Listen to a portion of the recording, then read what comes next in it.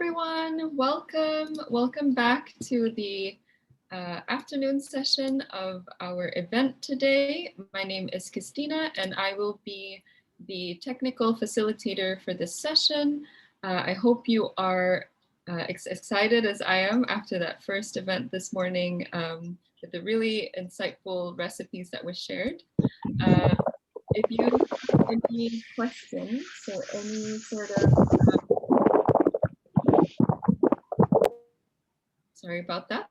If you have any questions or if you need any technical assistance, please feel free to ping me and I should be able to assist you. Just as a reminder, as well as per our other sessions, there are interpretations available. So for today, our main language of communication will be English, but there is also the interpretation channels that you may click on at the bottom of your Zoom screen, which is the globe icon. We have interpreters ready to go to interpret the session to Tagalog, Khmer, Bahasa Indonesia, Tamil, Vietnamese. So please feel free to click on that button. For today, if you would like to listen to the session in Thai, please select the Japanese audio channel in the interpretation options. We will also be using the Q&A box. So if you have any questions for our panelists, please input them in the Q&A box instead of the chat box. What this will do is it will make it easier for our organizers to keep track of the questions. In case we're not able to get to the questions today, we are going to take note of it and we'll be answering the questions at a later date. We are also going to be recording this session, and the recording is also going to be available in all of the language options. So I believe it is time to now start this session. I'm honored to pass the floor to Ms. Diana. Yes, thank you very much, Christina, and hello and welcome again to everyone for this virtual forum on wild foods, biodiversity, and livelihoods. This session is all about the state of wild foods in South and Southeast Asia and is part of the week-long Wild Foods Forum that we will have as we talk about inclusive food systems in Asia towards 2030. We are happy to have you join us here today. My name is Diana San Jose and I'm a program officer at the NTFP-EP Asia. I'm also the communications focal point for the CIANI Expert Group on Wild Foods, Biodiversity, and Livelihoods Network. This event is organized by NTFP-EP in partnership with the Swedish International Agricultural Network Initiative, or CIANI. So just a few notes before we proceed. Today's session is in webinar format, meaning you won't get to see all who are in the room until towards the end. But as we close, we will get to see each other and say hello and wave to everyone in the room. If at any point you have questions for our speakers, you can just type them into the Q&A box that you will see in your Zoom control panel below. We also have a chat box for announcements and general comments. For technical support and guidance, please feel free to send our technical host, Christina from Inside Pack, a chat. And so with that said, let me now proceed and introduce to you our moderator for this session. Our next speaker is the Executive Director of NTFP-EP Philippines, an NGO working towards the empowerment of indigenous peoples and local communities to strengthen, develop, and promote non-timber forest products. She graduated from college at the time where there was great social unrest. Instead of joining the corporate world, she graduated, by the way, with a management engineering degree from Ateneo de Manila University. She opted instead to go into social development. Initially, she went into student formation and basic sector organizing. Eventually, she saw the need to use what she learned in college into building community-based enterprises. For retooling, she took up MBA at the University of the Philippines. Ladies and gentlemen, I am pleased to introduce and welcome our moderator for this session, Ms. Ruth Canlas. Hello, Ms. Ruth. Hi, Diana, and thank you, Diana, for that introduction. Good afternoon and welcome, everyone. My name is Ruth, and I'll be moderating today's session. Today's webinar is about the state of wild foods in South and Southeast Asia, featuring highlights from the country's papers and case studies in Cambodia, India, Indonesia, Vietnam, and the Philippines. So let us begin today's session. For our keynote, I would like to call on Dharmendra from Jharkhand, India, to share with us a message. Translations from Hindi to English will be done by Madhu. Dharmendra. Dharmendra आप चालू कर सकते हैं। मेरा नाम है धर्मेंद्र पहाड़िया और गांव बड़ा पलमा और पंचायत बड़ा पाकतड़ी, पोस्ट चंदनाहाट, प्रखंड एवं अंचल एवं थाना सुनर पहाड़ी, जिला गुड्डा, झारखंड। थोड़ा जंगल के बारे में बताइए। हाँ, तो हम लोग माने जंगल के बहुत सारा जंगल में खाने को मिलता है, खांड है और साग, और जो वन में जो मिलता है सब्जी छाती, हिंदी में बोलता है छाती, तो वही सब बहुत माने जंगल में मिलता है और वही तो हम लोग खाते हैं। लेकिन अभी का समय में थोड़ा सा जंगल कम होने के वजह से अभी माने वो सब अभी कम होते जा रहा है। तो हम लोग सोचते हैं कुछ बेचते हैं, क्या बेचते हैं? हाँ हाँ, जंगल में बहुत सारा हम लोग बेचने को भी जंगल से पैसा भी होता है। हम लोग पत्ता, जो साल का पत्ता बना के हम लोग पत्ता को हटिया में बेचते हैं, और जो दातन होता है दातन को भी हम लोग बेचते हैं हटिया में, और पत्ता को भी हम लोग जैसे गिलास की तरह, गिलास जैसा ही हम लोग बना के उसको पानी पीने के लिए की उपयोग करते हैं। और माने कोई भी सब्जी या दाल को अगर हम लोग खाएंगे तो उसी माने कटोरा जैसा है उसी में हम लोग इस्तेमाल करते हैं।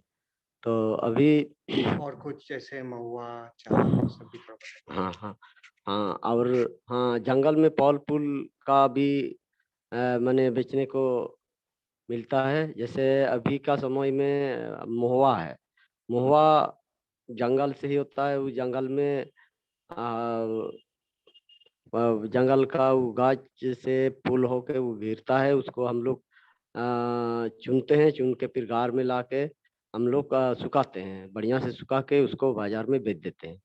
और माने उसका फल होता है, हम लोग बोलते हैं कोचड़ा, हिंदी में क्या बोलते हैं? हाँ, कोचड़ा। हाँ, उसको भी हम लोग माने पक के गिरेगा तो उसको भी चुन के लाते हैं, और उसको दाल माने उसको दाल बना के उसको माने बाजार में बेचते हैं। उसका माने तेल होता है, महुआ का तेल, सुनते हैं उसका डालडा भी बनता है। तो वही सब है। और एक चीज है, क्या बोल, कुसुम। हाँ, कुसुम का भी उसको फल उसका काते भी हैं, और उसका दाना तो हम लोग चुन चुन के उसको भी बेचते हैं। और आम है, आम को भी हम लोग पका को भी काटते हैं, और उसको कच्चा में, कुछ कच्चा में बेचते हैं, और उसको आमसी बना के सुखा के उसको बाजार में बेच देते हैं। बहुत सारा बेचने को मिलता है, लेकिन माने हम लोग इधर नजदीक में बेचते हैं तो सही रेट नहीं मिल पाता है माने। और जंगल से बहुत सारा चीज है हम लोग का, माने कोई भी जरूरत पड़ेगा तो हम लोग जंगल में ही जाते हैं। जैसे बाजार वाला कोई भी जरूरत पड़ा, माने दाल से लेके चावल, कोई भी चीज, गार का सामान या कोई भी चीज में झाड़ू का जरूरत पड़ेगा तो दुकान जाएगा हम लोग, या कोई भी सामान का जरूरत पड़ेगा तो हम लोग जंगल से ही लाते हैं और जंगल ही जाते हैं। तो इसलिए हम लोग का जंगल नहीं है, दुकान है। माने बाजार वाला जाता है दुकान, और हम लोग जंगल वाला जाते हैं जंगल ही। हम लोग जंगल एरिया में रहते हैं, और जंगल का ही कोई भी चीज हम लोग फ्री में मिलता है, और फ्री में माने ला के हम लोग खा भी सकते हैं, बेचते भी हैं। और कुछ कुछ गार में रखते इस्तेमाल करते हैं। जैसे गार बनाने का कोई भी सामान यहाँ तो लोहा का मिलता है, काटी ठोकता है, हम लोग का ठोकते नहीं है, हम लोग का जंगल का लाते हैं, उसको माने बांध के कोई भी चीज बनाते हैं। वो भी तार जैसा है, एक बार बांधेंगे तो कम से कम 3 या 4 साल कुछ नहीं होगा, कितनों बारिश होगा वो सड़ेगा नहीं। इसलिए जंगल में बहुत सारा चीज मिलता है। और अभी क्या परेशानी है और क्या आप लोग कर रहे हैं अच्छा करने के लिए? हाँ थोड़ा सा संक्षेप। अच्छा ठीक है। मैंने हम लोग का भी जंगल कम होते जा रहा है तो उसका बहुत परेशानी होता है। मैंने जंगल पहले बहुत अच्छा जंगल था। मैंने आज से कम 20 साल पहले या 30 साल पहले अच्छा जंगल था। कोई भी सामान नजदीक में मिलता है। अभी तो जंगल नजदीक वाला जंगल साफ हो गया, साफ होते जा रहा है तो अभी दूर जाके सामान मिलता है। और कोई भी सामान अगर चाहेंगे तो कोई सामान अभी जंगल काटने के कारण से अभी मिलता भी नहीं। तो इसलिए हम लोग का सोचे हैं कि जंगल बचाने के लिए भी हम लोग गांव में अभी मीटिंग कर रहे हैं और मैंने पेड़ पौधा भी लगाने का भी हम लोग मैंने कोशिश करते हैं। और पहले भी हम लोग छोटे छोटे थे उस समय मेरा बाप या मेरा पिताजी या मेरा माँ सब कोई भी जंगल का सामान लेने के लिए हम लोग को लेके जाता था। मेरा दादा या मेरा बड़ा सब भाई है वो सब भी मैंने लेके जाता था। वही सब से हम लोग सीखे हैं कि इसको क्या करना है, कैसे करना है, कहाँ मिलता है और उसको लाके कैसे बनाते हैं। तो वही लोग से ही सीखे हैं। काहे कि जंगल में हम लोग का इधर में चाती जो मिलता है वही चाती तो खाने से वो बहुत बढ़िया है, वो सब्जी बनता है। और एक तो चाती है उसको खाने से माने जहर है, मर जाते हैं। तो उसको पहचानना थोड़ा सा मुश्किल है। तो अभी जो नया जो लड़का सब है या लड़की सब है वो सब जंगल का ज्यादा नहीं इस्तेमाल करके अभी बाजार वाला ज्यादा इस्तेमाल करने लगा है। तो उसमें भी हम लोग लगे हैं कि मैंने जंगल वाला ही ज्यादा इस्तेमाल कीजिए और मैंने बाजार वाला कम इस्तेमाल कीजिए। काहे कि अगर जंगल वाला नहीं इस्तेमाल करेगा, बाजार वाला ही आदत होगा तो सारा की सारा चीज ये लोग भूल जाएगा तो एक दिन बहुत दिक्कत होगा। इसलिए हम लोग उसका भी प्रयास कर रहे हैं मैंने समझाने का। बहुत धन्यवाद। हाँ। Thank you, thank you.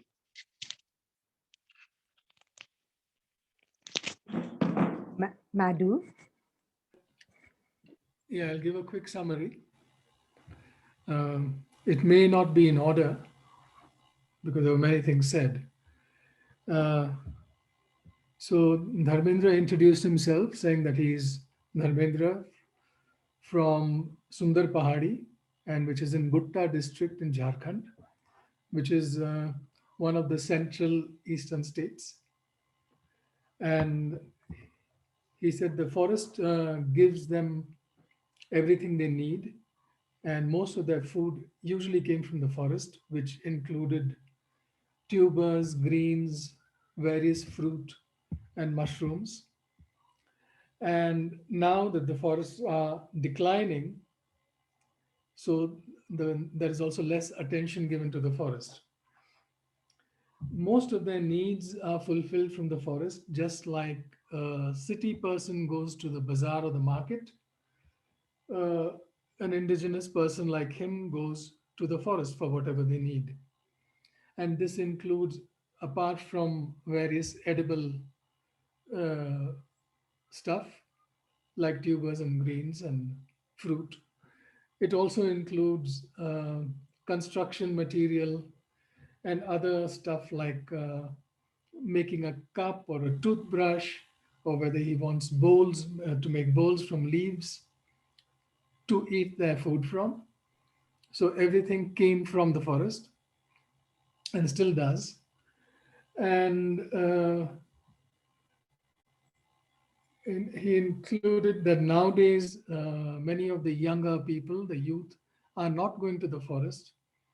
So unlike him, who learned to identify various kinds of mushrooms and foods and food plants from his grandparents and parents, nowadays as these youth don't go much, they have difficulty in identifying the right things that they may need and use, because there are also toxic foods like toxic mushrooms.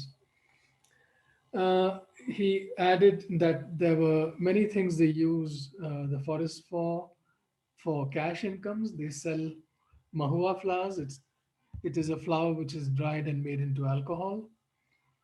There are many oil seeds like mahua seed and also kusum seeds.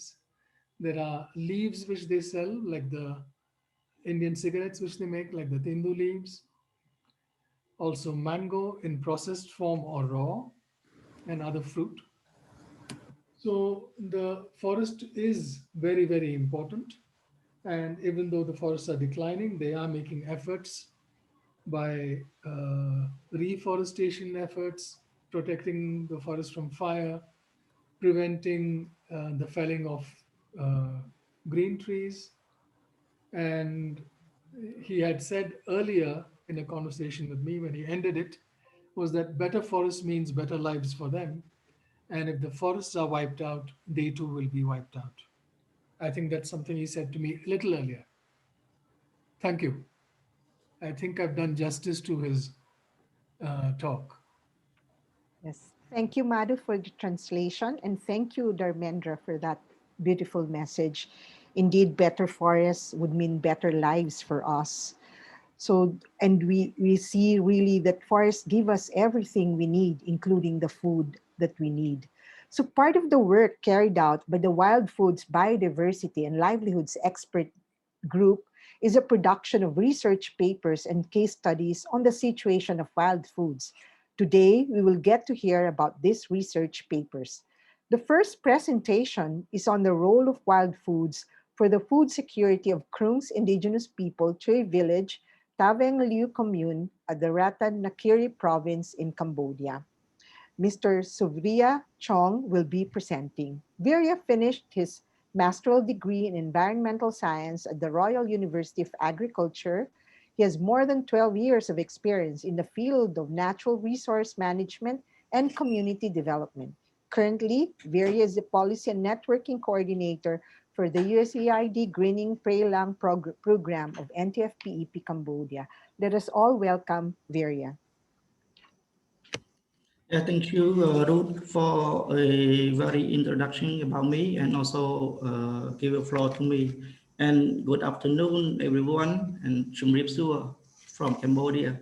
So today I'm pleased to share with you our case study result, which is the title of the role of wild food for the food security of the Krung indigenous people in Ratanakiri province. So before I go to the full slide, I just would like to share with you that the idea of to having the case study is we want to explore what is the traditional livelihood of the local people, and especially the current ethnic group in Cambodia. And secondly, we would like to see what is the local perspective in terms of the importance of the wild food and the challenging and also the future trend of the wild food. So right now we go to the slide. Next slide, please. Yes, for the introduction, I just would like to give a very brief about the indigenous of Cambodia. There are about the 25 group of indigenous people in Cambodia, and Krung is the one of ethnic group in Cambodia, the very popular one, and they are located in the northern of the Cambodia, in the Ratanakiri province, the border with the Vietnam and Laos country, and for the scoping study of the Krung ethnic group, they have about 152 households, and we learned that 100% of the local people in the community, they are rely on the wild food for the daily livelihood and also the small scale activity. And we also took note that in the last 5 years, the wild food resource is being decreased because of the activity of the economic land concession and also some hydropower dam construction that impact from the Vietnam country. Next slide, please. Here is the pip chart that I would like to share with you that from our study. Among of the current age group people, mostly they collect the wild fruit. Partially, you can see in the pip chart we have mushroom, we have rattan, including eligible fruit, and also some leaf or flower. And also the fruit and stream for their daily subsistence or daily food. Next slide, please. Here is also the part of the plant use for the local people, for the current age group. Yeah, we can see most of them they use the plant part for the soup or the fresh vegetable, and some for the medicine and also for the handicraft. Only 9% for the small business. Yes. Next slide, please. And during the field data collection, we also took note about the traditional management system for the local people. We see the more importantly, the wild food collection is made through our decision, because actually not only the whole session for the wild food collection in the area, and secondly is the main area that they go to collect is surrounding the rotational farming area or protected area or conserved area in the community. And another one is the collecting practice followed by the traditional way. Yes. Next slide, please. And in terms of the policy support for the wild food in Cambodia, this is what from I collect from the relevant document and also field data collection. We learned that currently in Cambodia, we have some policy that support to the wild food, but not indirectly.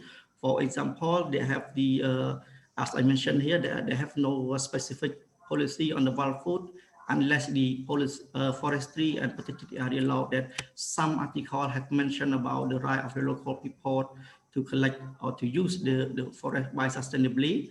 And the second one, we can see also the subcategory of the community forestry and community protected area establishment.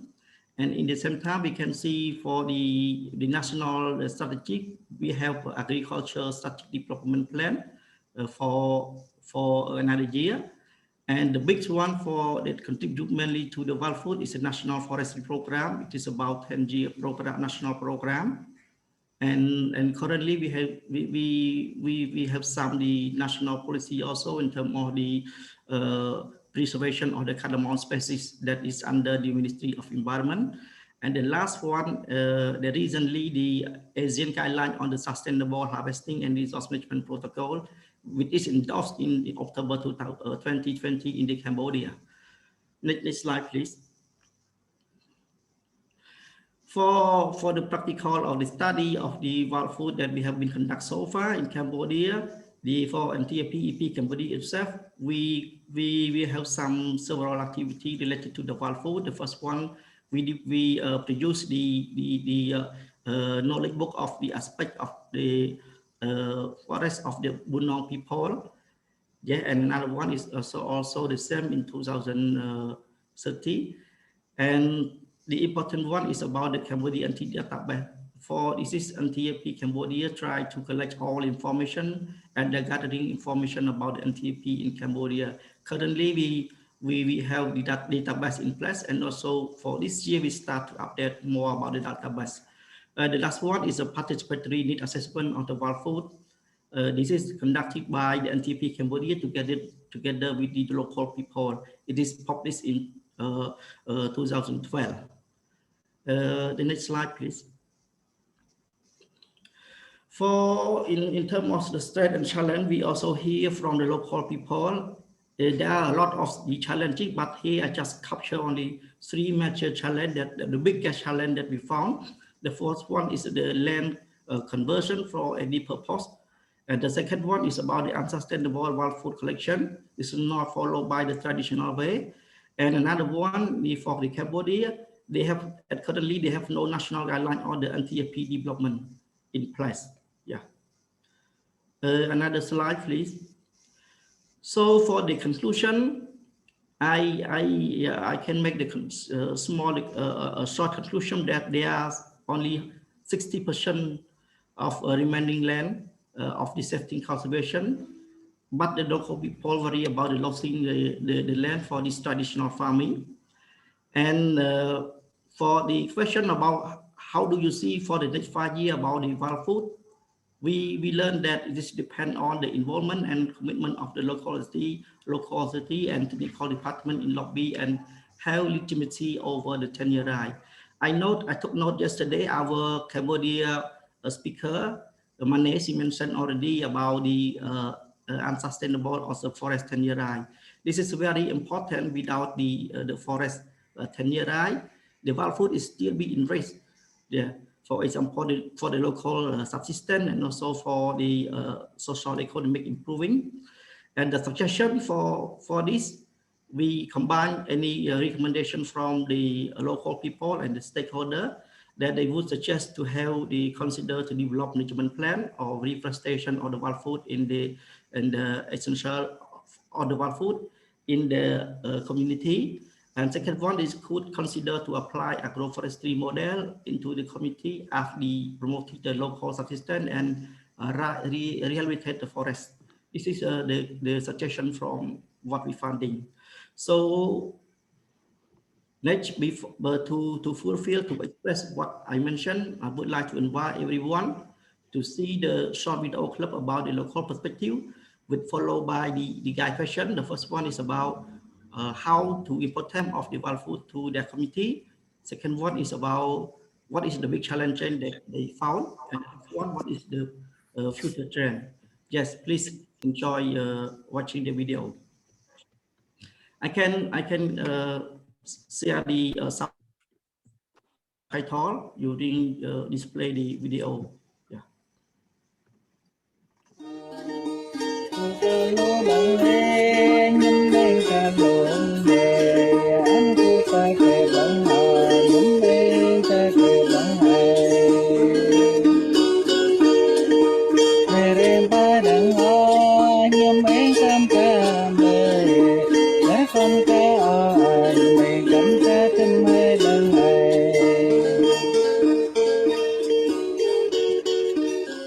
Admin pelai pelokនៅតាមព្រៃនឹងទេសហគមន៍ដឹងរកអីទេបើគាត់អត់ធ្លាប់ថាទិញបន្លែមកពីក្រៅគេតិចគេទិញ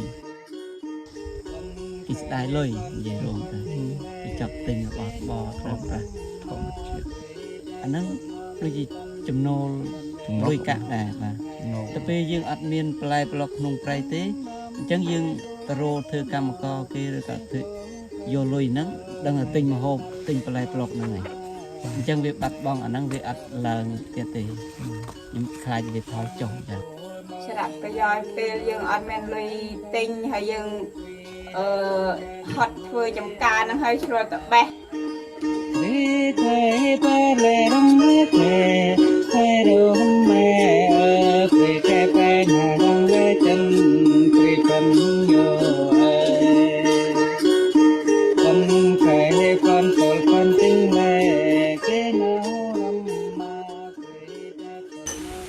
បាត់ពីឆ្កែព្រៃធំបាទហើយគេកាប់បំផ្លាញបោកបាទថយចុះព្រោះយើងញើសឯកាហើយយើងកាប់ចកាកាបេហ្នឹងហើយយើងធ្វើចកាហ្នឹងយើងប្រើចិត្តគីមីនោះมันងាប់តាមកាបេហ្នឹងចឹងហើយវាថយចុះ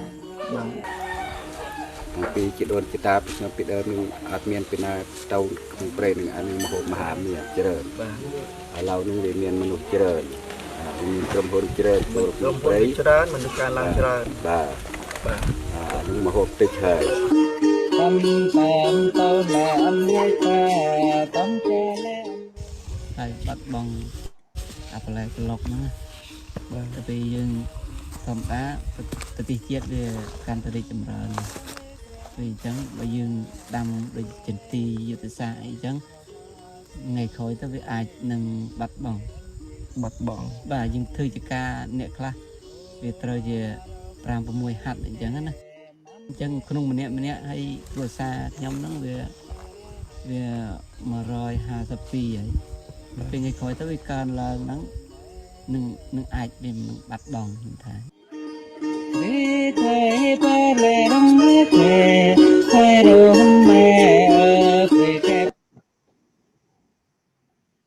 Okay, thank you very much. You can hear the popular song of the indigenous people in Cambodia. This is very the popular one. But for the link of the video or the presentation, you can ask the host. They will share to you. Yes. Lastly, I would like to thank to everyone to pay attention for listening my presentation, and I'm pleased to answering what is your question and regarding to about our case study. And I would like to give the floor to Rod. Thank you very much. Great. Thank you also, Virya. It was really interesting. We can see both in the presentation and the video how important wild foods is for the Kroon indigenous people. We see it as a source of food and also for income for them.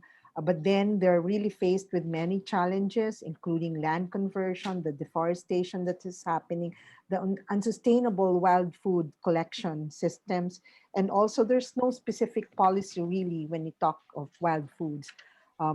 So thank you for that sharing. And now we go on to our next speaker, who will discuss the practices and policies on food security and forest management in India. We heard him earlier as he translated the keynote speech given by Dharmendra. So our speaker is Madhu Ramnath. He is the country coordinator for NTFP-EP India. He has been engaged in the subject of wild forest foods in Asia and is also learning about traditional cultivated food plants. His other related areas of interest include nutrition, health, indigenous land tenure, nurseries, and reforestation. Here's Madhu now. Thank you, Ruth.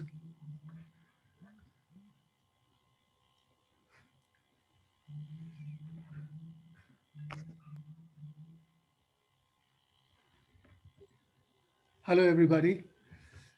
I'm going to speak about the state of wild foods in India, and I call it changing tastes because things are changing. Tastes in particular, because tastes of wild foods are leaving and are being replaced by more cultivated foods. Could we move, please? So, is this the first slide? Okay. Yeah, thank you. So this is the area from which we have the material, which I present in this meeting. And these are the states, the names of the states there. And they're mainly South and Central Indian states. And that's been the scope, though we have information from others, we haven't used them in this kind of analysis. So the limitation of this work is that it's limited to this part of India, which itself is large. And can we move on, please? So these are the states, and it deals mainly with food gathering in the wild, rotational farming in some states, and fishing. So the documentation of fishing has been from 1 or 2 South Indian states, Kerala and Tamil Nadu. And so it's fishing, actual food gathering from the wild, which includes small game and farming systems, traditional farming systems. Yes, please. So first we start with the policy. I meant policies which affect our food systems. And there is no mention of wild foods, that's the last point I mentioned, in any of our policies.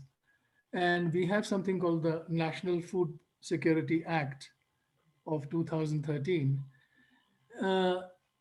And we have something called the public distribution system, where the subsidized foods are distributed, which covers a large proportion of our people, 75% rural and 50 urban %. So it influences wild food matters. Uh, Whether people go out for food is now influenced by the amount of food that is already given to them. Many of these foods are also, the government takes care of fortification like iodine, iodized salt, and things like that.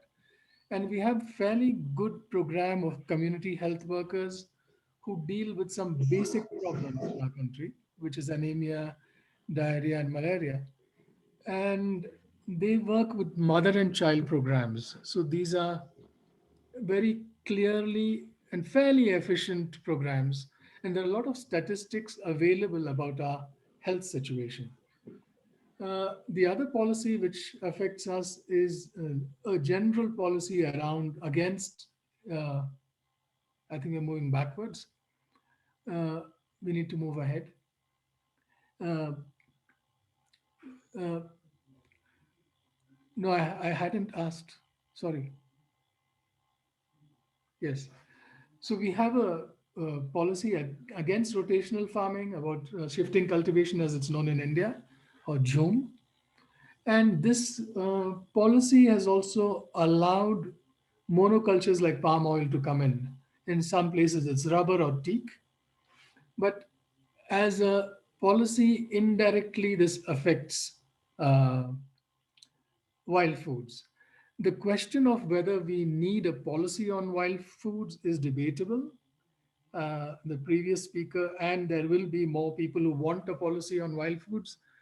I would put a question mark there. Shall we move ahead, please? So we have a major health problem in our country, and though we do see that certain uh, things, the consumption of certain kinds of foods have gone up, especially fruit and nut consumption in urban areas, and the kind of cereals which are going down and fats going up. The overall statistics for obesity is high in India, totaling to about 40%. And diabetes is high, and anemia is, I mean, it's half the population almost of women and children. So these kind of things is, in my opinion, caused a kind of health consciousness and bringing us into the popularization of wild foods and traditional foods, organic foods. So all these things have sort of come up, I think, partly because of the health crisis we are facing. Yes, please. So coming to an ideal kind of situation, I mean, I would think where the forests are good and intact, where the skill to harvest wild foods is still there, or if you need material like a bamboo trap, there are people who know how to make traps. There is an availability of bamboo to make a fish trap, for example, and there is enough fish. So if there are enough species, an average uh, kind of data which I gather is 200 to 250 species, going up to 500 in some places. And these are the kind of Food Security Act kind of terms: accessibility, availability, and consumption, all in place.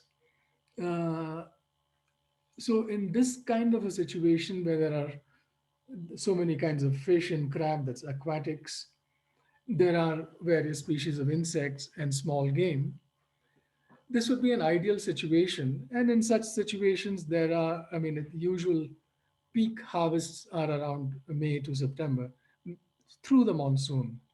So there are a lot of mushrooms and bamboo shoots, a lot of ferns and other greens which sprout. Uh, the winters are usually for small game when they put on fat. Yes, please. So this ideal situation, I mean, requires a secure tenure. And that is the crisis across the region, especially in India, where the main legal instrument we have today is the Forest Rights Act, which also allows for communities to claim their territories, quite like the ancestral domain claims in Asia and other systems of land claims like in Indonesia. So this ensures a kind of traditional management, which again will take care of food spaces in their own forest. And food and identity, language are all quite linked. So, and the basis of all this is tenure. So when you have your space, when you can name your own hills and mountains, you know when certain places are visited and when not, when you worship in certain places. So the whole landscape is understood in a certain way, where there is the sacred and the profane, and what kind of ways in which you behave in certain spaces. So this whole background is important for a kind of management system which is traditional. There is a position of strength and identity and food.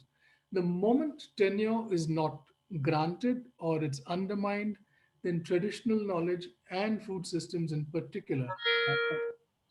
Yes, please. So the overall threats are the mindset today of, rotational farming being bad, and that there is no transfer because there is no tenure, that there is no guaranteed transfer of knowledge. There is a restriction on wild foods, which I recently just mentioned. There is an increasing number of protected areas in India, that like tiger conserved areas or elephant conserved areas, which denies access to people who used to go there for their wild foods. And there is a subsidized food thing which I mentioned, which is displacing wild foods. Yes, please. And the overall threats everywhere is again similarly shrinking territories is one, which is there are very many reasons. And uh, other things are like more efficient tools in hunting and fishing, markets are close by, and so what was never sold before is now sold, and people then rather sell than harvest and eat. And there is a declining biodiversity, water or land species. And these are the other things which impact food systems. Yes, please. So all this has affected food where there is wild food and traditional foods. So the changing tastes and trends, as I call it, there's a loss of knowledge and availability of foods. And there's a simultaneous change among the youth who do not appreciate such tastes. And rice and wheat has come to dominate tastes. Uh, Cultivation has changed from diversity, even in rotational farming zones, towards, no, please. We were in the previous slide. Yes. So cultivation has changed, and monoculture has also brought in a kind of gender imbalance. Diversity of crops assured gender balance. And this kind of palm oil cultivation is mainly a man-dominated thing. And the last thing which I wanted to mention was the overall idea of time, daily time, crop cycles, fallow cycles and rotational farming, all these undergo change. These are subtle changes which take over indigenous societies. Yes, please. So recommendations, this is my last slide. There are three levels I've talked about. One is at the ground level, where what you can do to address the problem, which is forest gardens. We need to look into the pH levels of our soil. We need to intervene with kitchen gardens. And the fallow lands need to be rejuvenated with shade crops and protected from fire. We need to do intercropping and so on. Again, at the ground level, we can introduce appropriate technology, where especially with certain kinds of millet and threshing machines, which lessen drudgery. At the conceptual level, we can revive traditional knowledge, the links between food and identity, and to ensure that people have the confidence that their traditions are okay and they are far better than the kind of things they are pushed into in mainstream agriculture. And that is at the conceptual level. And at the policy level, uh, I think it needs to go a little higher. Uh, we need to see what kind of policies affect access to wild foods, like the reserved areas, where certain kinds of policies which may be to do with land diversions, with dams and monocultures, and we need to see how they affect food and food harvest and food sovereignty. So at the three levels, we can work and intervene. So that's the gist of it. Thank you very much for listening. I don't think there's anything more. Thank you, Madhu. Oh, that was such a rich sharing. And you really talked about the changing tastes and really brought out the health crisis. And I would think that's not only in India, but across a lot of countries in Asia. And when you talk about the ideal situation where there's still intact forests, the skill to collect wild foods, and the accessibility, availability, and consumption of patterns for food, various food species. But then, as you said, tenure is really a prerequisite. And that's the threats to tenure would really undermine traditional knowledge and, of course, food systems.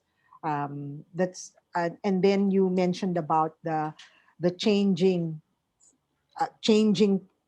trends, especially with the youth, that they are not really now into the kind of taste. There are now different tastes for the youth, and that's really important. And there's, I would think, a lot of discussion among the different countries, especially on the role of food and on the role of the youth in terms of the wild foods. Thank you very much, Madhu. Thank you. And now, for our next speaker, we have Dr. Lu Hung Trung, who will discuss the practices and policies on food security and resources in Vietnam. Trung currently works at the Southern Institute of Ecology, Vietnam Academy of Science and Technology as its director. He has done database work on biodiversity in Southern Vietnam and has led numerous researches on botany, evolutionary biology, genetics, and ecology. He's a member of the NTFP-EP network and works closely with NTFP-EP Vietnam. Trung? Yes. Okay. Hello, everybody. Can you upload my slide or I upload from here? No. Okay, thank you. All right, actually today, my colleague should present you, but she's now busy with another meeting. And I hope that our partner, local partner Caritas is still online now. So for any question, you can raise to them later. Okay, next slide, please. Okay, so now we just come back to you that about our situation now. So wild food is quite well defined in international literature. In Vietnam, we do not have a specific term for this, but in general, we accept that wild food can include all edible plant, animal, and fungi from the wild, and they are part of the NTFP. Okay, next, please.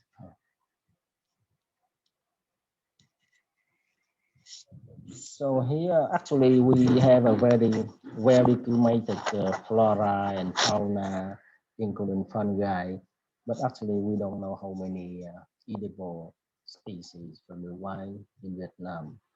And but we all know that they are very important for many reasons, for food security and livelihood of many communities. They are important source of nutrition for many ethnic communities, and they are important for scientific research. And actually, it's a part of our local culture. You know, we have 54 races in Vietnam, and the cuisine is very diverse here. And so we believe that wild food is very important in ensuring the quality of people life in Vietnam. Thank you. Next, please. So here we present you our finding from a recent study, which is done by EP Vietnam and SIA and Caritas in the lab, and we work with four ethnic groups, 20 people from 4 provinces in southern Vietnam. So the photo here you show you how we work together. Okay, next please. So here here are the key findings. So we from our inventory and discussion with local communities, we have found some key notes here. For legal aspect, we find that we have many laws on forestry and fishery, biodiversity, environment protection, and so on. And they generally say about the biodiversity conservation, natural resources, but there's no specific article or terms for wild fruit. But actually, in practice, local people have their own conventions to practice NTFP and also wild fruit. And in general, we know that they have some conventional regulation on how to control hunting or gathering NTFP, including wild fruits, and mostly that they will accept harvest for family needs, and as long as they cause acceptable impact to the natural resources. But nowadays, the more demand from the market, and so harvest from the wild is now more destructive, and therefore all the community recommend that it should be a legal framework for wild fruits to help to improve their livelihood and ensure their security.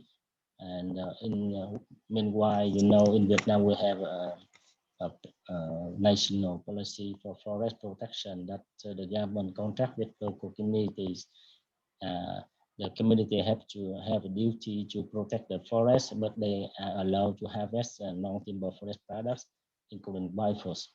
But there is no contract say specifically for wildfood. They say just general terms, and in some cases it's difficult for local people to protect their wildfoods from the forest they protect. Okay, next please.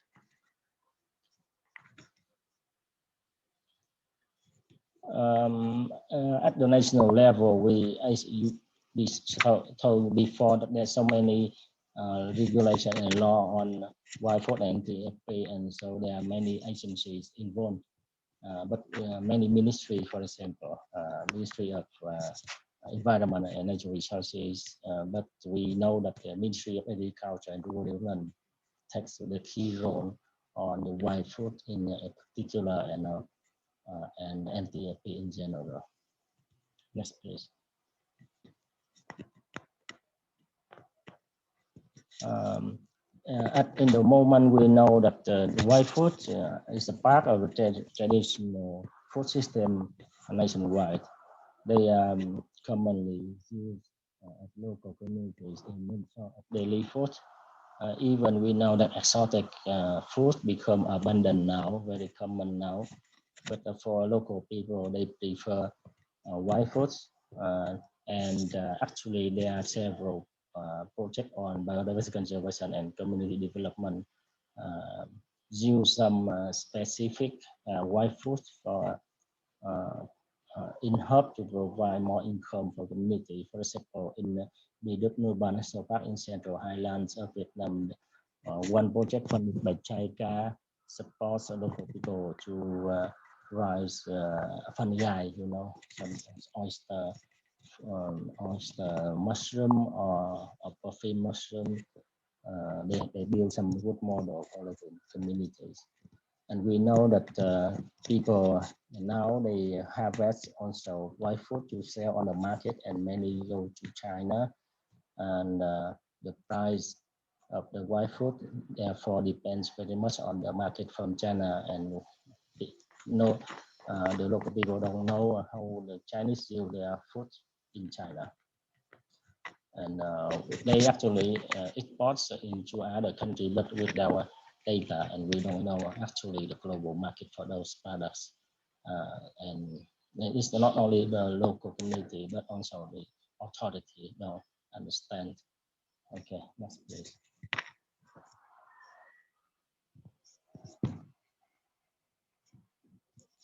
So in the policy, national policy on forest protection, contact with the local communities, especially ethnic minority people, we know that they try to develop a kind of co-protection of forest, and people are allowed to use the forest resources, but actually the local community do not co-manage the forest.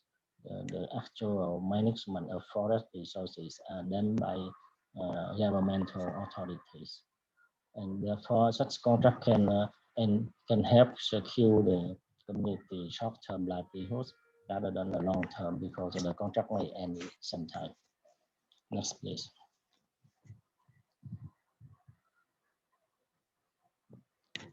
And here are the challenges we gather from the community ideas.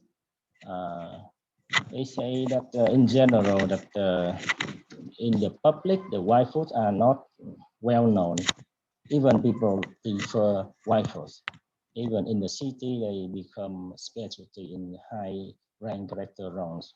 Now many products are sold commonly in market in the city, but the role of the wild foods has not been well known. In forest areas, local authorities do not have enough capacity to manage the wild foods, and so they allow illegal hunting and illegal trading and so on. In general, because the framework is lacking, so we are not surprised to know that the law appointed a public and a local authority to wild foods. And actually, unsustainable exploitation of wild food happen in many places. In addition, the deforestation also contribute to threatening some species. Meanwhile, the local community do not have any network to share their experience or their needs on conservation and so on. Okay, next please.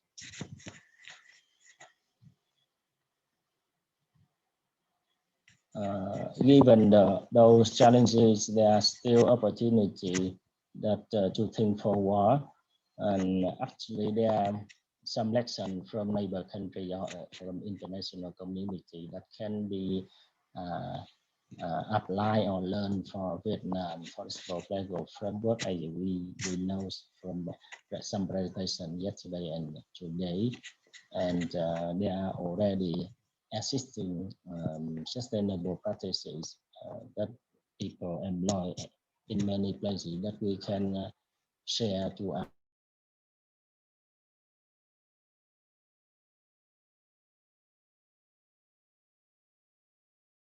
our entity. We try to work with EP to document and database the NTFP, including wild foods, and just the taxation on Cambodia before we know also the similar activity. And the wild food become now concern of international scientific communities, and international organizations also pay attention. Okay, they should provide opportunity for the future. Next, please. So therefore, here are the outlook for the wild food in Vietnam based on our discussion with local people. People think that there are still opportunity for a future for sustainable harvest of wild foods if we develop effective governance from the local government, and if the community have a right to manage their wild foods. They believe that there is very big chances for development of wild food.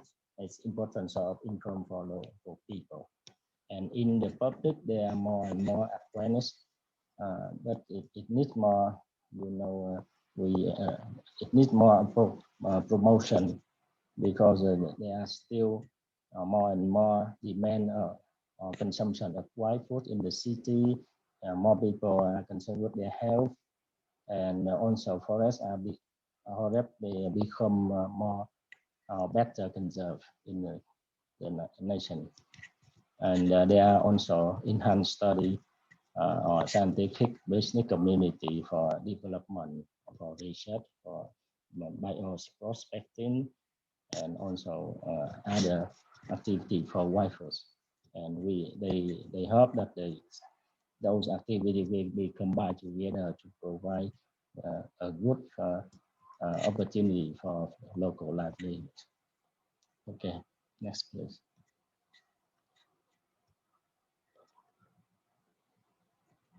Can you click next there? And those are suggestions from the communities, and they we went fast here. Okay, so they hope that the international and national organization can help community develop social enterprises, which are based on community initiative, and women are involved there, and they are now how to say developing ecotourism in Vietnam, and we can link wild food to ecotourism development. And so this we also request to develop research on the market demands also for the national and international markets. For advocacy, they request to support or advocate for regulation for sustainable harvest and processing of NTFP.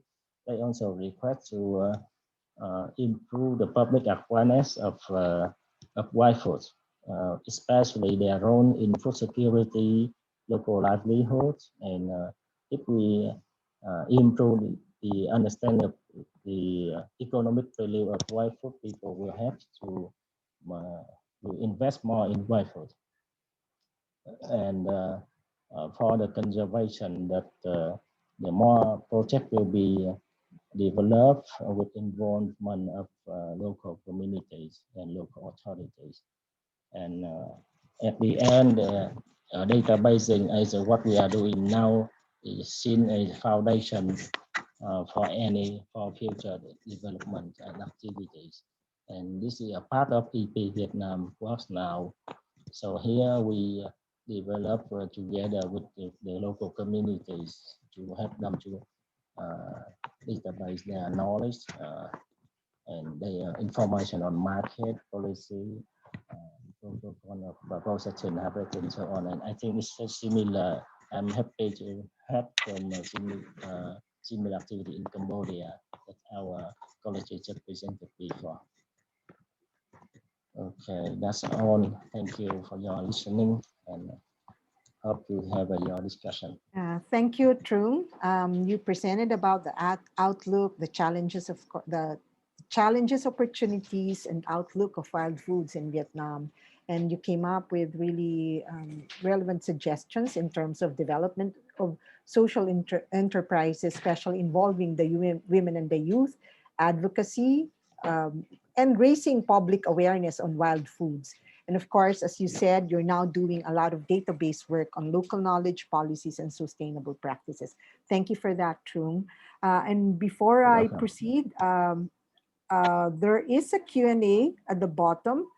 You can type in your questions so that the panelists can answer them. We might run out of time to address these questions live. Thank you again, Trung. And now we go to another country. Our next talk will be on food uniformity and its implications towards national food security in Indonesia. Our speaker is Susupta Tarigan, or Jete, who is the Executive Director of NTFP-EP in Indonesia. He has more than 19 years of experience in research and development, focused on identifying and developing integrated development approaches to enable local stakeholders to sustainably manage local resources to meet both rural communities' livelihood objectives and government environmental goals. Okay, Jete? Thank you, Ruth. Good afternoon, everyone, and maybe good morning for some colleagues who attended this webinar. Yeah, thank you for giving us opportunity to present our research finding on food uniformity and the implication towards the national food security. Yeah, our paper. In the beginning, we would like to, to make a national level, but later, regarding to the time and also the data availability, we just come up with 4 cases of the wild food. Indonesia is a big country, as an archipelago country with 15,000 of islands and also more than 1,000 ethnic. Of course, our paper should be interesting to discuss later after my presentation. So I'm here on behalf of my Andi Arif, the independent journalist, and also Said Abdullah from the Coalition of Food Sovereignty in Indonesia, and Puji from the Foundation of Biodiversity or KHATI Indonesia, and myself, JT, from NTFP-EP Indonesia. Next slide, please. Yeah, I would like to share with all of you that Indonesia is a big country. We have a very diverse of the food sources, and each local food or wild food, there is a connection with the culture in Indonesia. I forgot to mention that in our paper, for us, it is sometimes difficult to distinguish between local food, wild food, because we don't have a correct terminology of the wild food in Indonesia, because in the Ministry of Agriculture and also some local government publication, it is common to use local food, but yeah, in our paper, mostly we use local food. But in my presentation, I also sharing the cases from 4 area regarding to the situation of the wild food in Indonesia. For instance, Indonesia have more than 5,000 type of food plants that already identify, and perhaps maybe more, I believe it. For instance, in Sumatra Island, where I was born, like Bataknis, every day, they already identify and consume 44 species, and other ethnic like Mandailing, still in North Sumatra province, they consume more than 100 species of food plants, including wild and also cultivated food. While, for instance, like in Bali, they consume more than 80 species. In Lombok, the neighbor, 20 species, and Bali in Papua, they consume more than 200 species of potato, and they have more than 4 million hectares of sagu as traditional food, but now is decreasing due to the impolite and also impolite policy. So in terms of the wild food, in indigenous people in Indonesia, in long time ago, wild food is a very very favorite, very useful for the indigenous people and also local community in Indonesia. But now the policy make the wild foods degraded in every indigenous people in Indonesia. So my presentation will show you the effective the impact of the policy uniformity of food to the wild food in Indonesia. Next, please. Next slide, please. Yeah. Yeah, as I already mentioned, food pattern change to uniform. If you seen the screen, in 2018, we consume 27 kilograms per capita per year the rice, but now it's increasing. If we seen from 1954 until 2017, there is the increasing of the rice consumption in Indonesia. That's why now the biggest harvesting season is not right. It's not good. So we also imported from other country, mostly from Vietnam, sometimes from Thailand and etc. So this graphic and so how about the food in Indonesia change and also distract the wild food system that already existing before the policy released in Indonesia. So many cases we found that area with very rich by food, but they have a problem with the malnutrition, with stunting, etc. So next slide, please.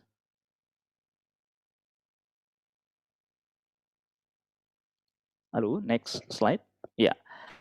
So this is another example how policy food pattern changed in Indonesia. As you know that we have in our paper we compare three of the president, the Suharto era, and SBY era, and now the Jokowi era. So in general, there is no different policy of each era. Like Suharto, they focus to increase rice production, until the Jokowi still focus on the rice production. But the strategy that they use by the president is very similar, and they just using a different name or different different norm to the program. But in general, those president mostly focus on how to increase rice production in Indonesia. In current situation, Jokowi era, one of his program is about the food estate. But through the food estate that already started in several area in Indonesia, it's also one enemy for the wild food in Indonesia, because they open forests and try to cultivate like rice and also wet rice and etc. And there is no one food estate program that encourage the food or wild, for instance, like sagu in. So estate is mostly focused on rice production. This food estate program, our president also released the omnibus very pro is easy for investor if you like to to invest food program in Indonesia. So the government can also allocate area appropriate in. Next slide, please.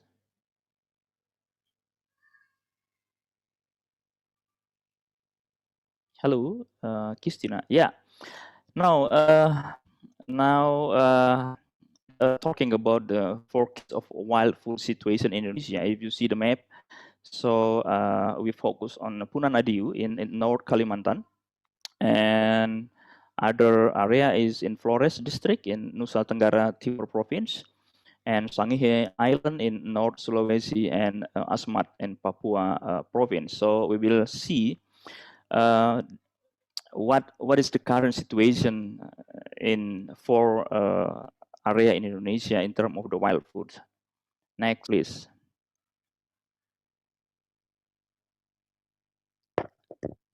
Next, yeah. Okay, Punan Adiu is indigenous people located in North Kalimantan province, and just last year they got a award from the national government as a warrior for the environment. The current situation in the Punan Adiu, they have a forest about 17,000 hectares, and of course the forest is provide them with abundant food. but it is worse. But in 2001, when a logging concession company came to the village and start operation to log the timber and try to destruct the forests, and this is also destroying the food or the local food system in Punan Nadiu people. And what is the impact for the indigenous people in Punan Nadiu? So today, most Punan Nadiu eat rice, but formerly they eat sagu and any other traditional food, and consume vegetable, by the way, is frying, and started to consume the instant noodle, and particularly for the young generation in Punan Nadiu. So the government still continue how to make wild food still existing. So I think the government in North Kalimantan starting with the Irau Festival, but it's still not effective. So maybe we need to to support on this and restore more wild food with some activities already done by the community. Next, please. And the Asmat in Papua. So this is the highest or the richest biodiversity in Indonesia, but they have a food crisis in the sagu field. The region is very rich, but the main sources is carbohydrate. But since the program of rice, there is some problem with the malnutrition and also stunting with the people. There's some publication by media, so it's really dangerous in Papua right now. So I think every year they have a problem with the food. Next, please.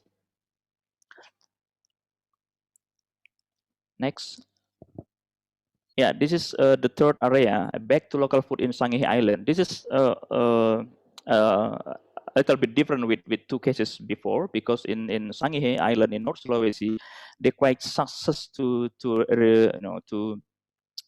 support local food, because the local government also very supportive in development of local food, in particularly about the sagu. They have endemic sagu, they call it sagu baruk, is very well grow in the dry area. So this is really nice example how the local government support the local food or local food.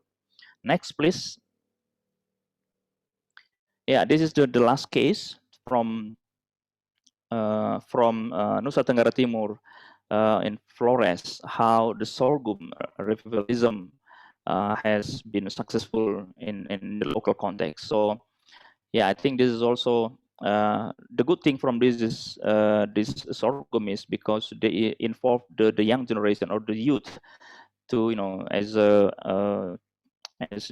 change of as the change actor for the how the local food can be successful, because beside the local government also support and also involving the youth generation, and they have a long history with the sorghum. That's why it's also quite success. So my last slide, this is what we need in Indonesia to make sure wild food are still there for future. So wild food are connected with the culture and wisdom. I think this is, we can start with this, because every wild food in Indonesia, they have a relation with the culture and traditional wisdom. Yeah, we see that collaborates with the research institution to understanding more about the linkage between wild food and health issues is more important in Indonesia, because we can start with this angle, with this angle to to promote more wild food to the wider audience.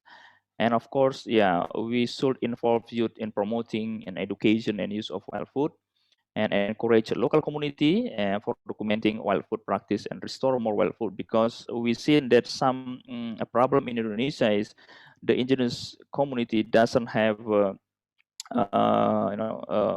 habit about writing or everything about the wild food, just verbally.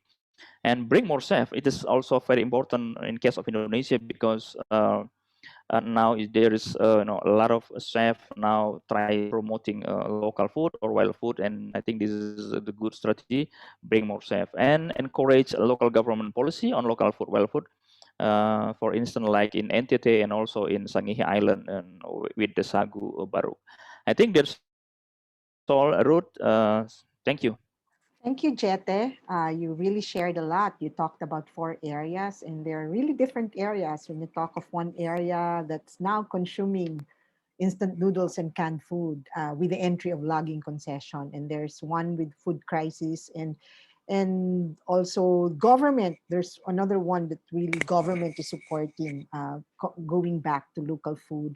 And the last one that has really been successful is on sorghum in Flores, where the youth are very much involved. And you were saying really that wild foods are connected with culture and wisdom.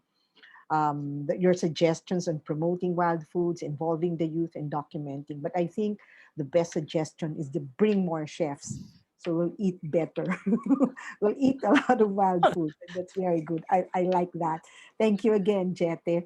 And again, I invite everyone to look at the Q, to write your questions at the Q&A. There are 2 questions now posted there. So our speakers, I think Jete and Trung will be responding to them. And also just we will be uploading the recording and the presentations of this. Now we go on to our next country, which is the Philippines, my country. So we have 2 speakers here. First is James Alim from the ICCA Consortium in the Philippines called Bukluran. And our second speaker is Benny Kumatang or Datu Salugaman. He's an indigenous community leader belonging to the Higaonon community of Agtulaon, Mintapod, Kumadon. Higaonon, Kumadon, Agmihiko in the province of Bukidnon. He currently sits as the Indigenous Peoples Mandatory Representative of the Legislative Council of the Municipality of Impasugong.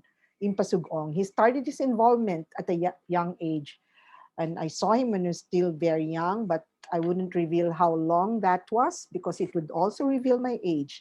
He's also considered a cultural master of the Higaonon people's customs and tradition.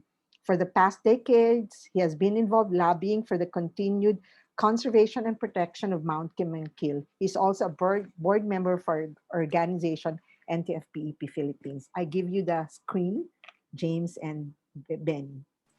Hello, good day to all panelists and attendees of this event.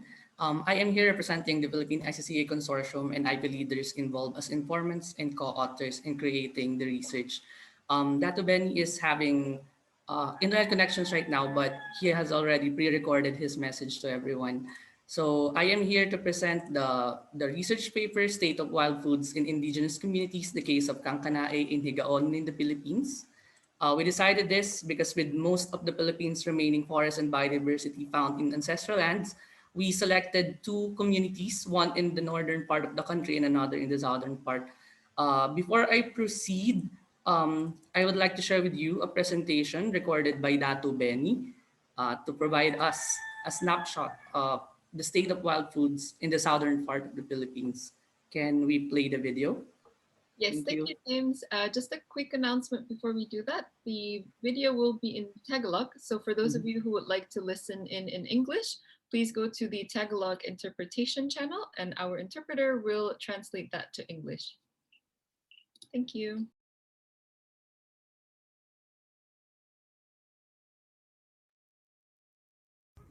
Magandang araw po sa lahat.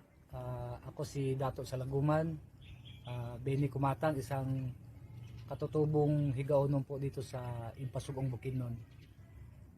Doon po sa usaping wild foods, ito po ay napakahalaga para sa aming mga katubo sa Higaonon. Dahil ito po ay kasali doon sa tinatawag nating basic food. Napaka-importante po ng hindi lang po sa tao, hindi lang po sa katutubo, pati na rin po doon sa paano mag-sustain yung samot-saring buhay ng mga wild animals, no? Ito po ay pinaka-importante din doon sa indigenous knowledge system and practices sa aming mga kahit sa aming sa mga pamilya ng katutubo, dahil po sa usaping pangkagubatan ay nakabase po lahat ng aming activities o pamumuhay sa ating kapaligiran, o ano yung mga hamon May tatlong nakita kaming malaking hamon dito. Una-una po ay nagde-decrease po yung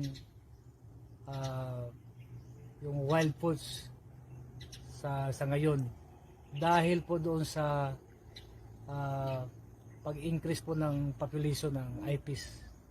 Malaki po ang impact ng usaping climate change dito sa ating mga samot-saring buhay dito sa kagubatan o sa wild foods.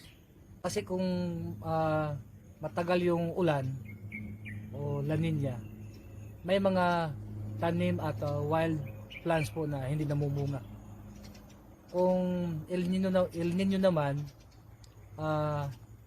mayroon ding maraming mga wild foods natin na napiktuhan at less po yung pagpuproduce po ng bunga nila.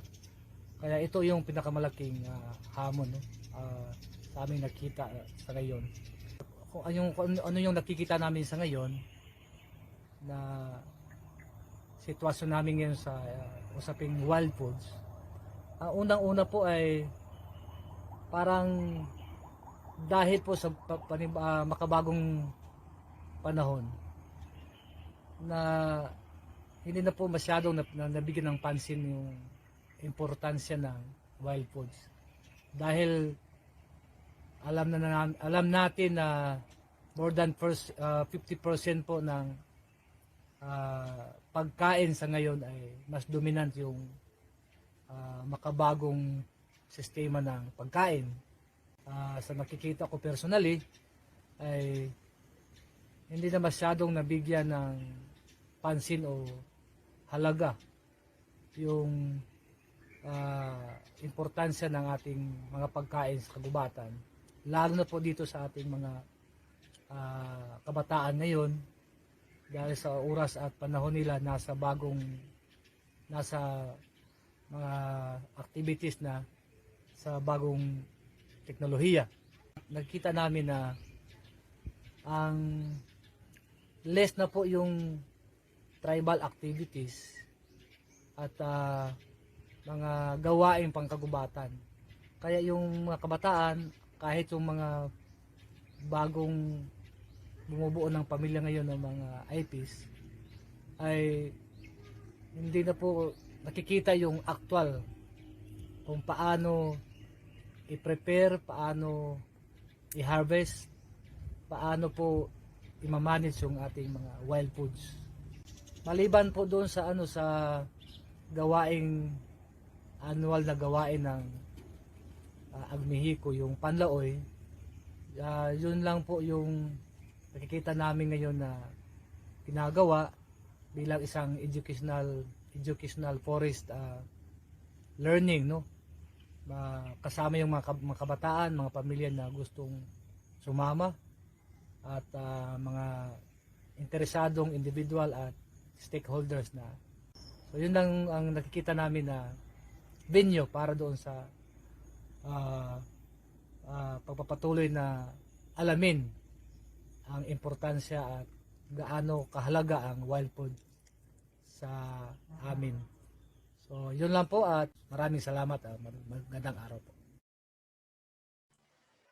And that was Datu Benny Kumatang, our main informant from the southern part of the country.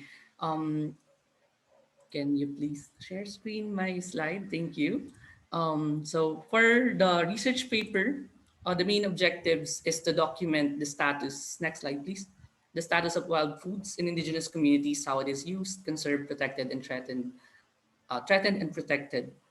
The other objective is to discuss key policies that affect wild foods in indigenous communities. The goal of the paper is not to generalize, but to provide a snapshot of the conditions of indigenous territories and how this affects the existence and survival of wild foods. So for the methods, we had key informant interviews with key leaders up north and down south. And then we analyzed relevant policies and relevant secondary literature. For this part of the presentation, I am to provide 5 key messages from the research. The first is, next slide please. IPs keep an intricate relationship with nature as their lives revolve around or depend on it. This intricacy is seen in how IPs use wild foods beyond subsistence. Beyond the provisional and medicinal value of wild foods, they also use wild foods as ceremonial and ritual objects, which are part of their cultural and spiritual identities. As perfectly put by Dato Ben, the one who spoke in the video earlier, the man and the environment share a special connection that should not be broken. Nature is an extension of a man's spirit. We go to the forest to eat, nature feeds the man, and the life in accordance to one's culture fills the spirit. The life of the forest completes a man. For the key message number 2, it is no accident that most of the country's remaining forests and biodiversity are indigenous communities.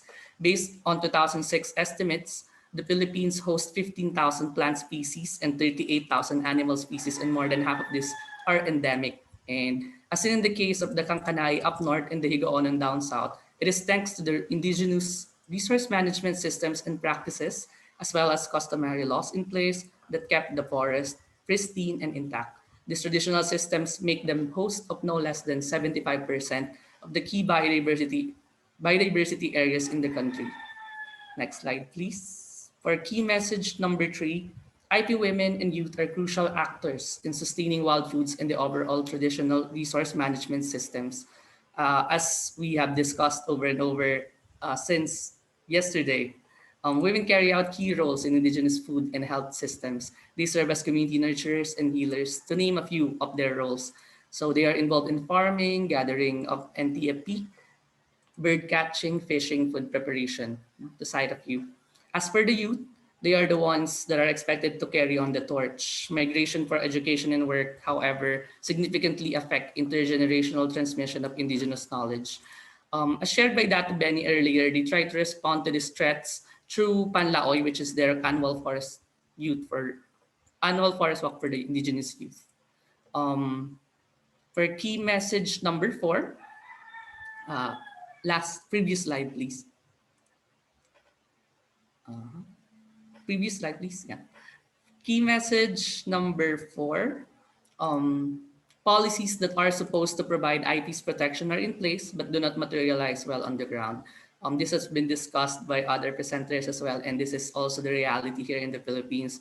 So we have several policies like the Indigenous Peoples' Rights Act and a policy on pre-prior and informed consent, as well as the expanded National Integrated Protected Area Systems Act. But these are not implemented well on the ground. There are numerous cases of corruption of FPIC process, continued deforestation, destruction of forests, and plunder of natural resources. There are also cases of criminalization of sustainable traditional resource rights, such as prohibition of exercise of traditional farming practices that we call here kainin, and denial of access and benefit sharing. As for the last key message, and this is also the outlook that they are seeing for the wild foods in the Philippines, indigenous communities will keep on braving the challenges ahead of them and fight for their rights, their lands, and the lives that depend on this. As we can see, there are lots of external challenges, aside from the internal challenges that I have mentioned a while ago. There are the bad farming practices and tourism influx, which affect ecosystem health, and there's also the land use conversion done by businesses for their expansion, and there's also the encroachment of the government for its projects. These both violate IP's right to self-determination, and climate change and the pandemic are also regarded as threats, as these exacerbate those harmful conditions that are already pre-existing before the pandemic hit us. And both of these bring about new challenges. Despite these insurmountable challenges, the general outlook is that indigenous communities remain steadfast in their pursuit of asserting their rights and securing their lands to maintain life in their territories. Next slide, please. Before that.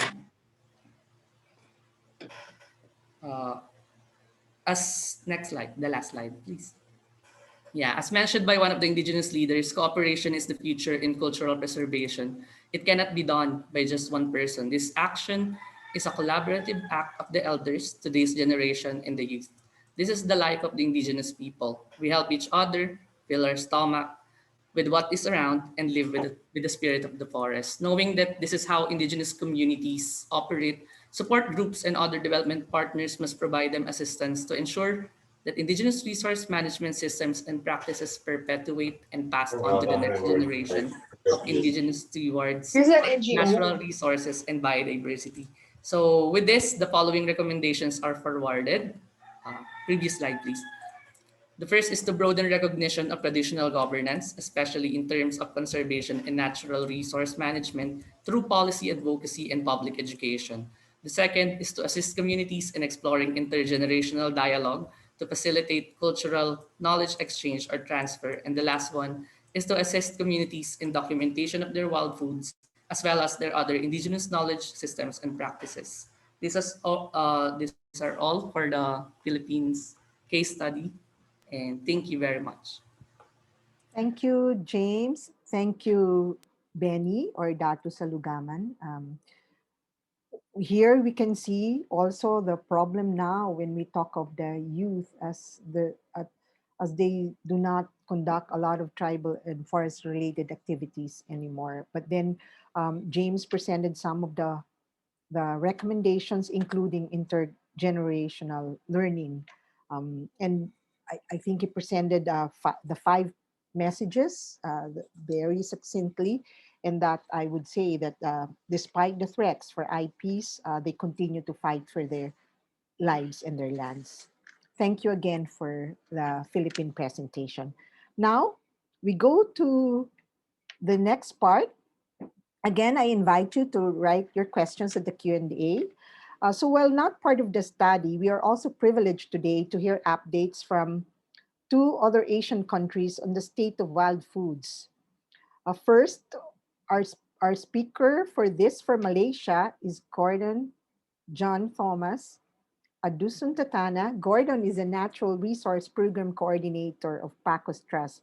The program is responsible for empowering the indigenous people of Sabah on customary stewardship of their natural resources, mainly through their good practices and traditional knowledge in protecting sustainable use and restoration of their resources in their customary territories. Gordon?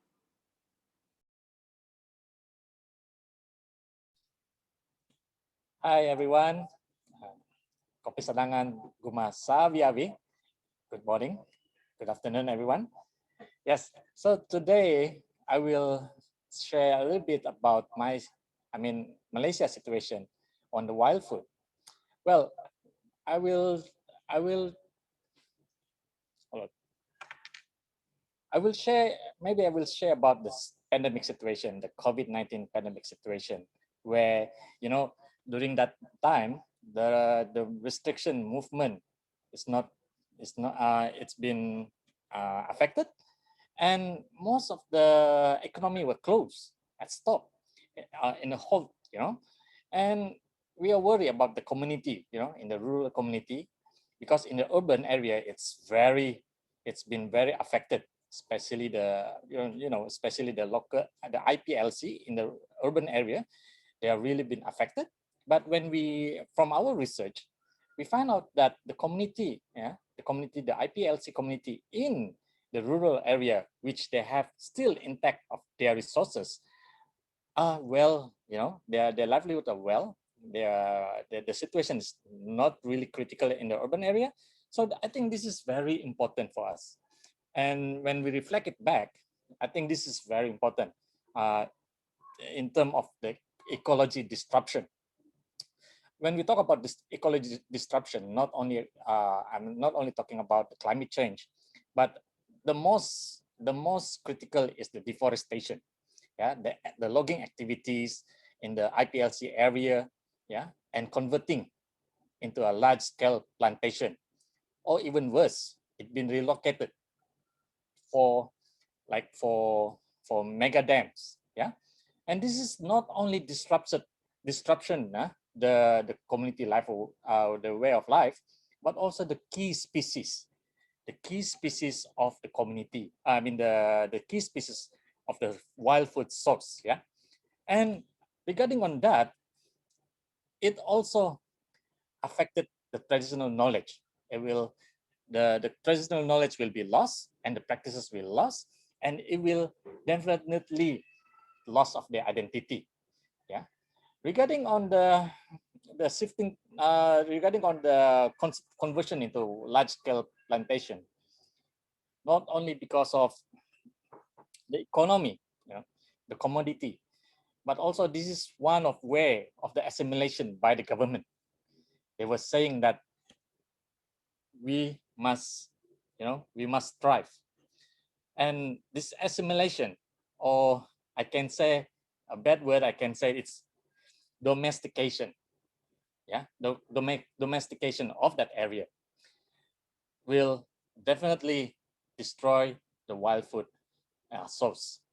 Yeah, even the cash crop, the cash crop, the cash economy being promoted. Not only that, but also been subsidized by the government in terms of like the chemical pesticides and also the chemical fertilizer. And even the government was saying that agriculture is a business. So everyone is like, converting their area, their land into a cash crop, into rubber, into any cash crop. And also the worst is the oil palm, actually. Yeah.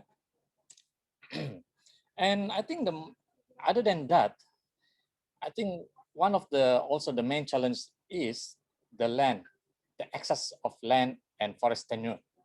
Yeah, this is always happen in terms of the Malaysian policies, where for our friend in Peninsular Malaysia, there is no access rights to the forest, even though they are living in the forest actually. Then for our friend in Sarawak, the reduction of customary forests. Before the policy, the community were living very well, and now they have to live in the restricted quantity of land, and also the top-down scheme. Yeah, a lot of the community area or community area has been converted into cash crop, oil palm, rubber, from the government initiative. So I think talking about the wild food in the future, I think it's very important that we must have the access right on our land and forests, because this is our way of life. This is our livelihood. And without the land, our identity will gone. Second is the recognition and respect of the important role of our practices, especially if we can see here in Malaysia, we have several good practices such as Tagal, so Tagal, and also we call it the Kompi Guno, or use and protect. Yeah. Other than that, regarding on the domestication or assimilation, if it's continue, it definitely will gone. Our source of wild food will gone. I remember in the 80s, the government initiative cocoa plantation throughout the nation. And the 90s, they started rubber plantation. And end of 90s and early 2000, oil palm was introduced. So only cash crop, only commodities plantation were introduced, but there's no promotion regarding on wild food. Yeah. And I think the most important also the promotion, the promotion of the wild food.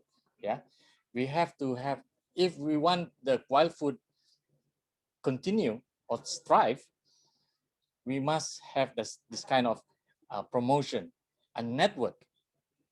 And also I think this most important is how to make it a fusion between the wild food and also how it will attract the youths. Yeah, if I can see here, mostly the youths, they didn't have this kind of they're really not into the wild food, they are really into fast food, and this is very worrying. So I think this is very important for us too, to promote it to the youths in terms not only the food, but it also contribute for the traditional knowledge to continue. Yeah, and regarding on that, the integrate, I think the community also have to be more proactive in terms of, like, in farming, not only continue or listen to the government, but it's really important for the community to do like integrated farming. So there will be some for cash crop, some for the wild food, and some for their staple food. Yeah, and I think also really important in capacity building and awareness in terms of valuing their resources. From our studies, what we can see that most of the community there, at first they didn't realize that their forest is very important. But then when we do this valuing activities, we ask them to list down what type of food, what type of wild food that they have, what type of resources that they have in the forest, and they were amazed that there's a lot of resources. There's a lot of there's a lot of food in terms of for food security. Yeah, and I think also the most important also, there's one also we have to be important. We have to bear in mind is the documentation and promotion of indigenous knowledge. I think this is really important, not only for the youths, but also for the continuity of the other generation. Yeah, and at the same time, the knowledge have to be safeguarded. I think this is really also important, that it not been the knowledge of the community didn't go to the I think how to say go to the corporate, yeah, or other agency that misuse the knowledge. And yes, I think the last thing is cooperation and networking platform. I think it's very important. Promotion through social media, networking with other community in terms of the wild food movement. Like, I think one of it, like the slow food movement, I think this is really important to continue, and also I think to make this wild food becoming more sustainable, not sustainable, but will be thrive and carry on to the future. Yeah, I think that's all from me. Ponsiko, thank you, and have a good day.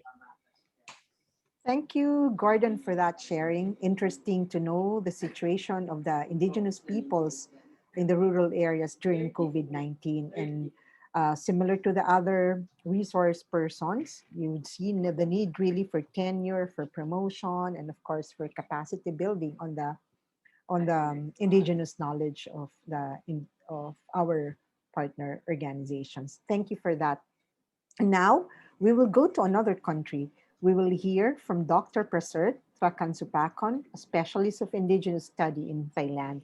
A sociologist of Karen origin, Dr. Prasert has put to good use his expertise both in the academic world and in civil society as researcher and senior indigenous NGO activist.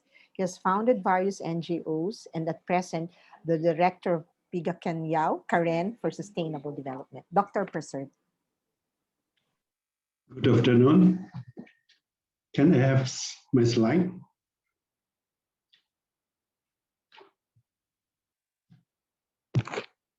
Yeah, I would like to start from the problems or challenge that we are facing this year, 2021, the forcing of a resettlement current community in Makloi community in the northwest south of Thailand. The resident the community in 2011, and the area settlement is not good, so the people cannot survive, especially during the COVID-19. They don't have any food to eat, so they need to go back to what we call original home village, Ibangkloy. So that did something, but after 1 month or 2 months of the negotiation, they are forced to go out again by arrest. Or most of the what we call the house, the head of the house, around 22%. Now it is in the case in the court. Behind this, the reflection is because they are not government not recognize the community rights in ancestral land and their territory. Even this community, they are settled for 100 years, but currently they have a good system to manage. So that area is a very good ecosystem forest that declined into national park in the last 30 years. So now they're forced into reason. The traditional livelihoods practice, they say that because of these people do the shifting cultivation or rotational farming, they believe that this destroy forest and they cannot coexist with forests. These are another causes. Traditional knowledge, customary law and practice that not recognized, sure. Livelihood or traditional hunting and gathering, especially with white food, also not recognized. Mainstream cash crop, a monocrop, as permanent land use. This is promotion by the government. The restricted area, they promote the monocrop or permanent land use, but the soil and all kinds of is not good for plant anything. That's a problem. They increase it on the using chemical pesticides they introduce instead to replace the rotational farming. Next, please. Can I just introduce you very brief about the cycle of rotational farming? Now, why people really work based on this system, that is part of their life, it's part of their identity. The cycle of rotational farming, you can see here, it is all thing of white plants, food security is here. Even wildlife is also the central area for wildlife to come and have food. So we have a rotate in around 6 or 7 years, we come back. Short cultivation, long fallow. Next, please.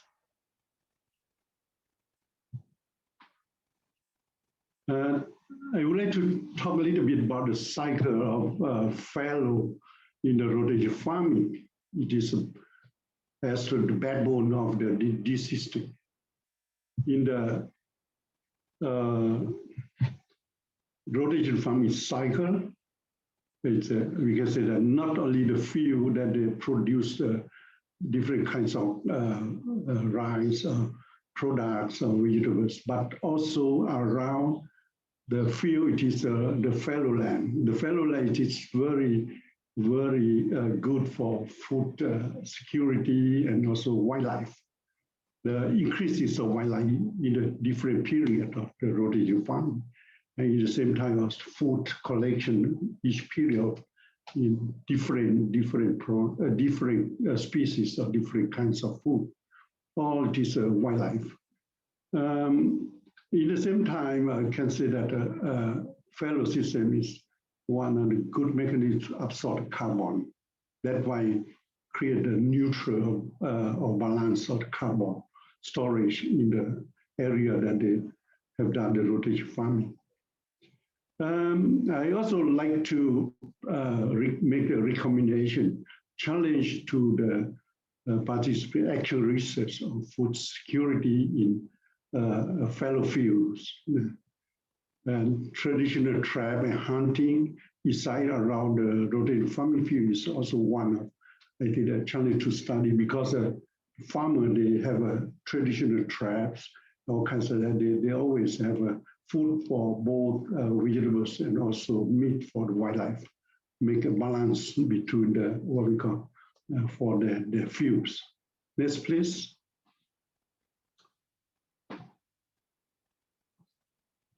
Another aspect, variety of wild food product in rotational farming.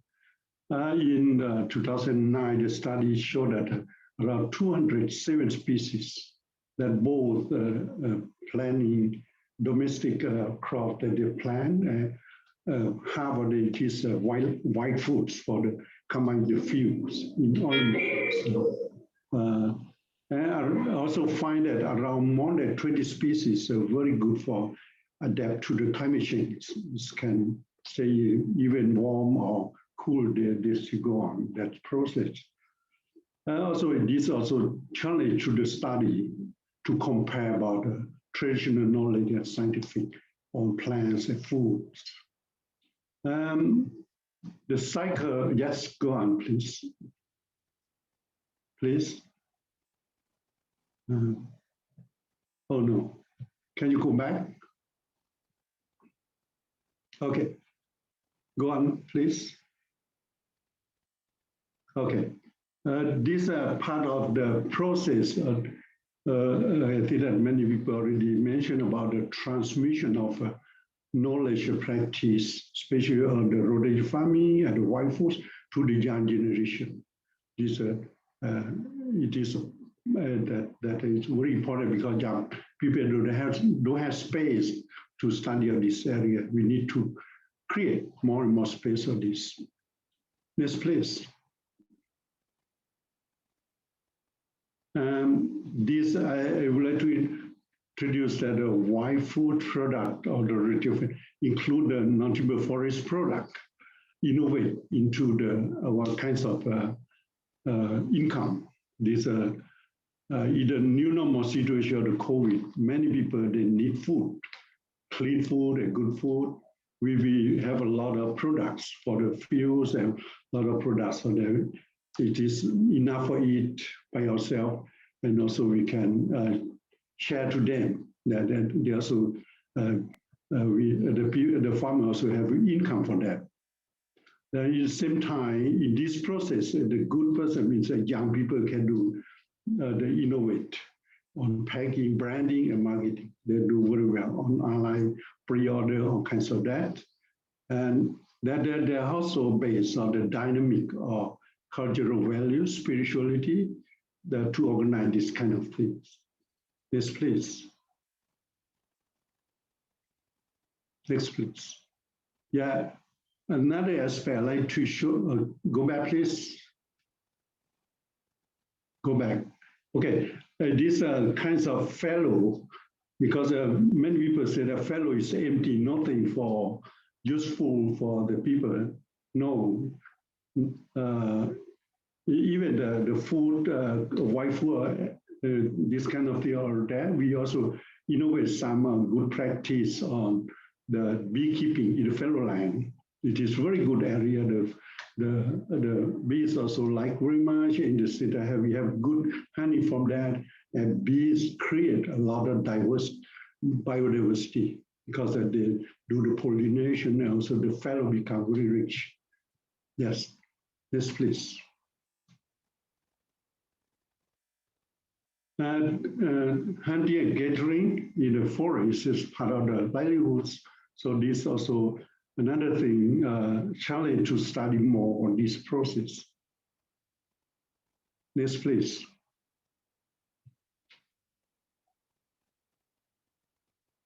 The last point is that we in our look in the future, we need to mainstream wild food system as food sovereignty of indigenous people.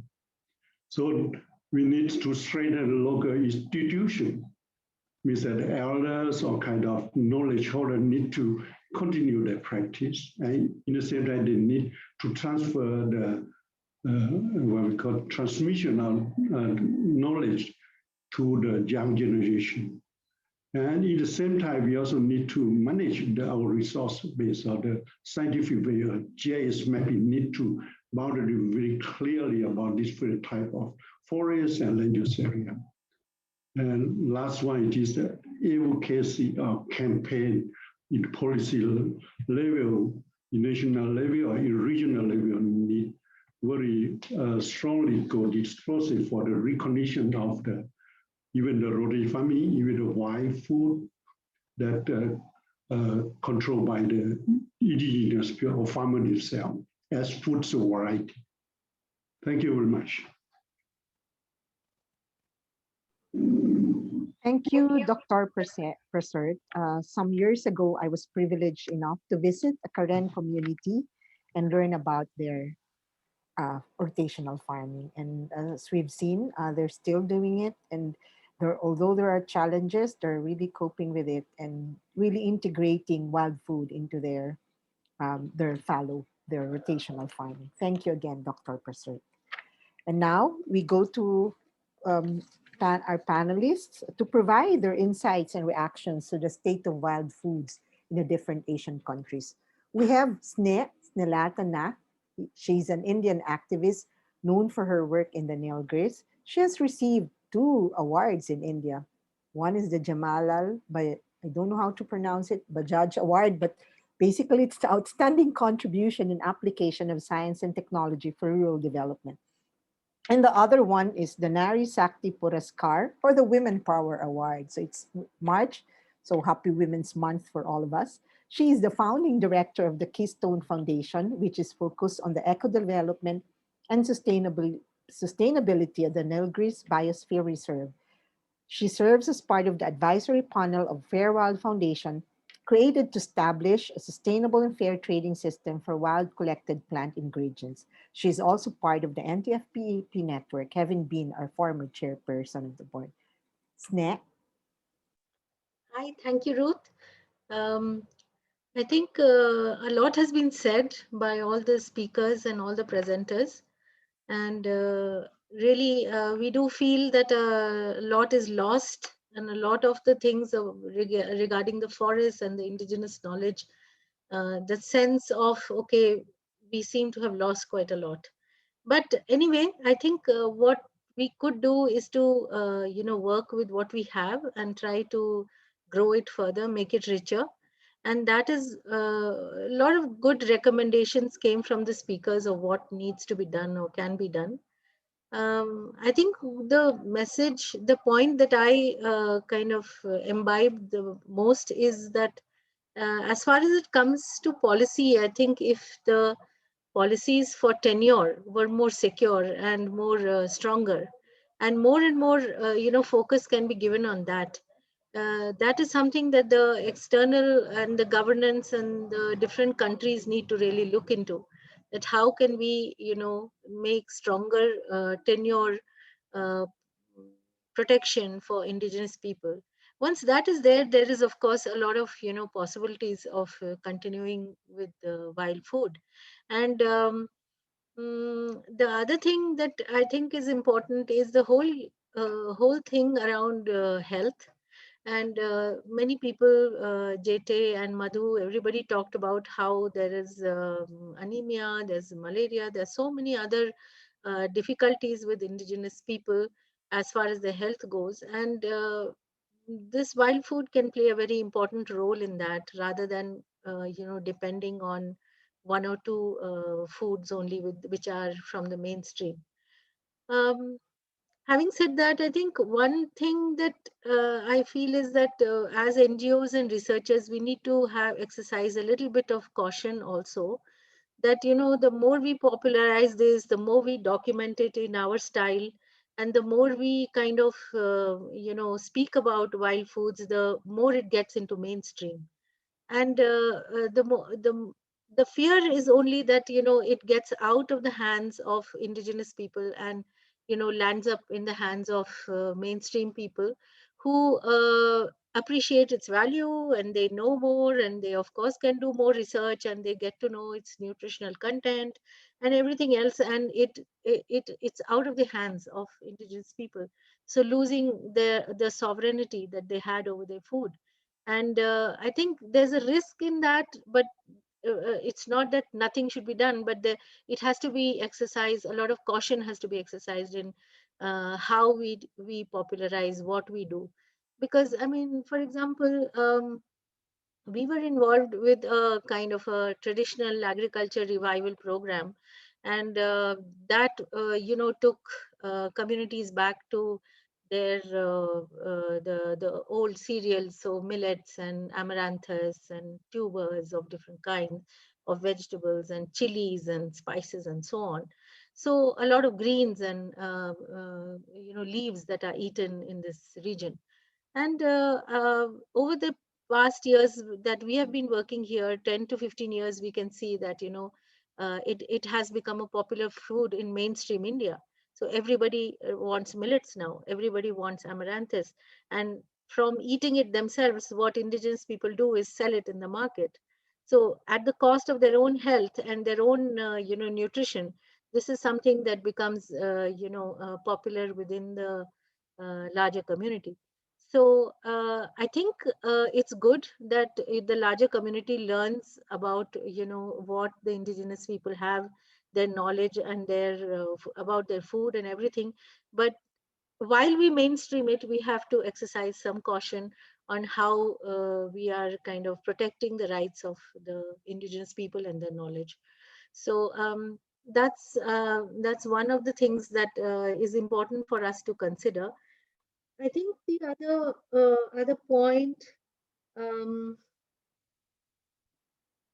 that has been made, and I think it all mainly relates to revival, a lot of revival requirement, a lot of conservation, a lot of documentation and so on. But I think communities have to be involved in something like this. The more they are involved, uh, the more stake will grow on their lands, and with the youth feeling the importance of what they have, things can be really successful. So I think these are the points that kind of come to my mind, Ruth, and I don't have anything further unless we can strike up a discussion. Thank you very much, Sneh. Yes, health is very important, and we see really the connection of the wild foods with the health status of the indigenous peoples. And the caution is very clear that, as you said, the more we document it, the more it can get into the mainstream and might get out of the hands of the IPs. Revival is very important, as you stress. The youth being part of that revival is very important.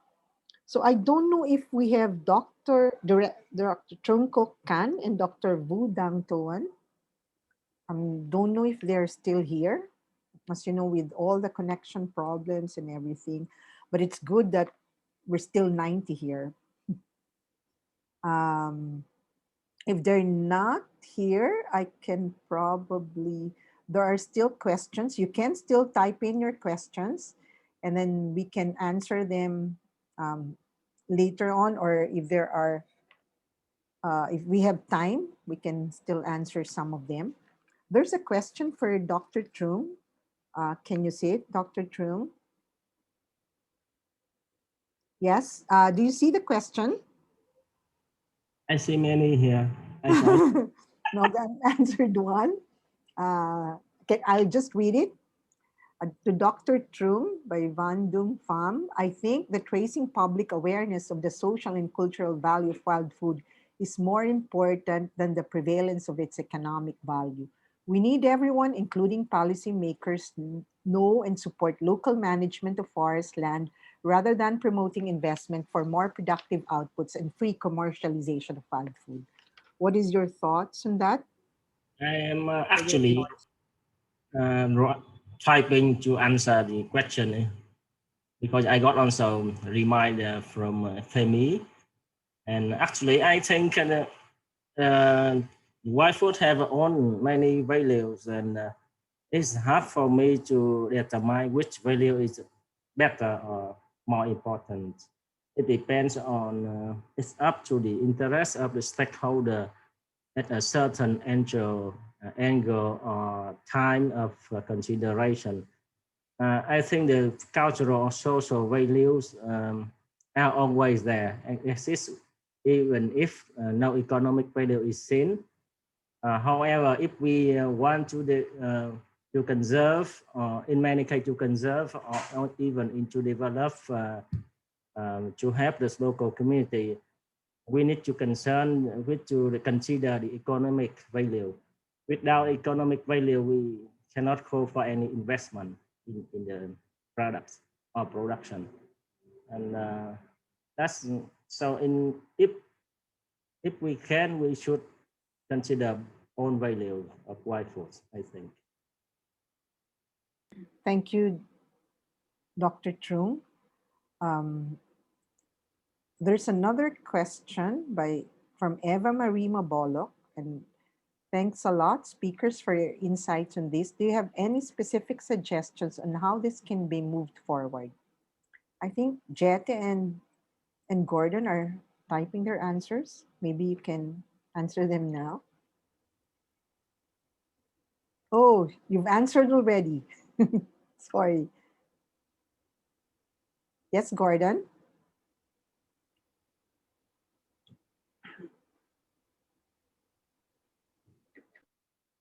No.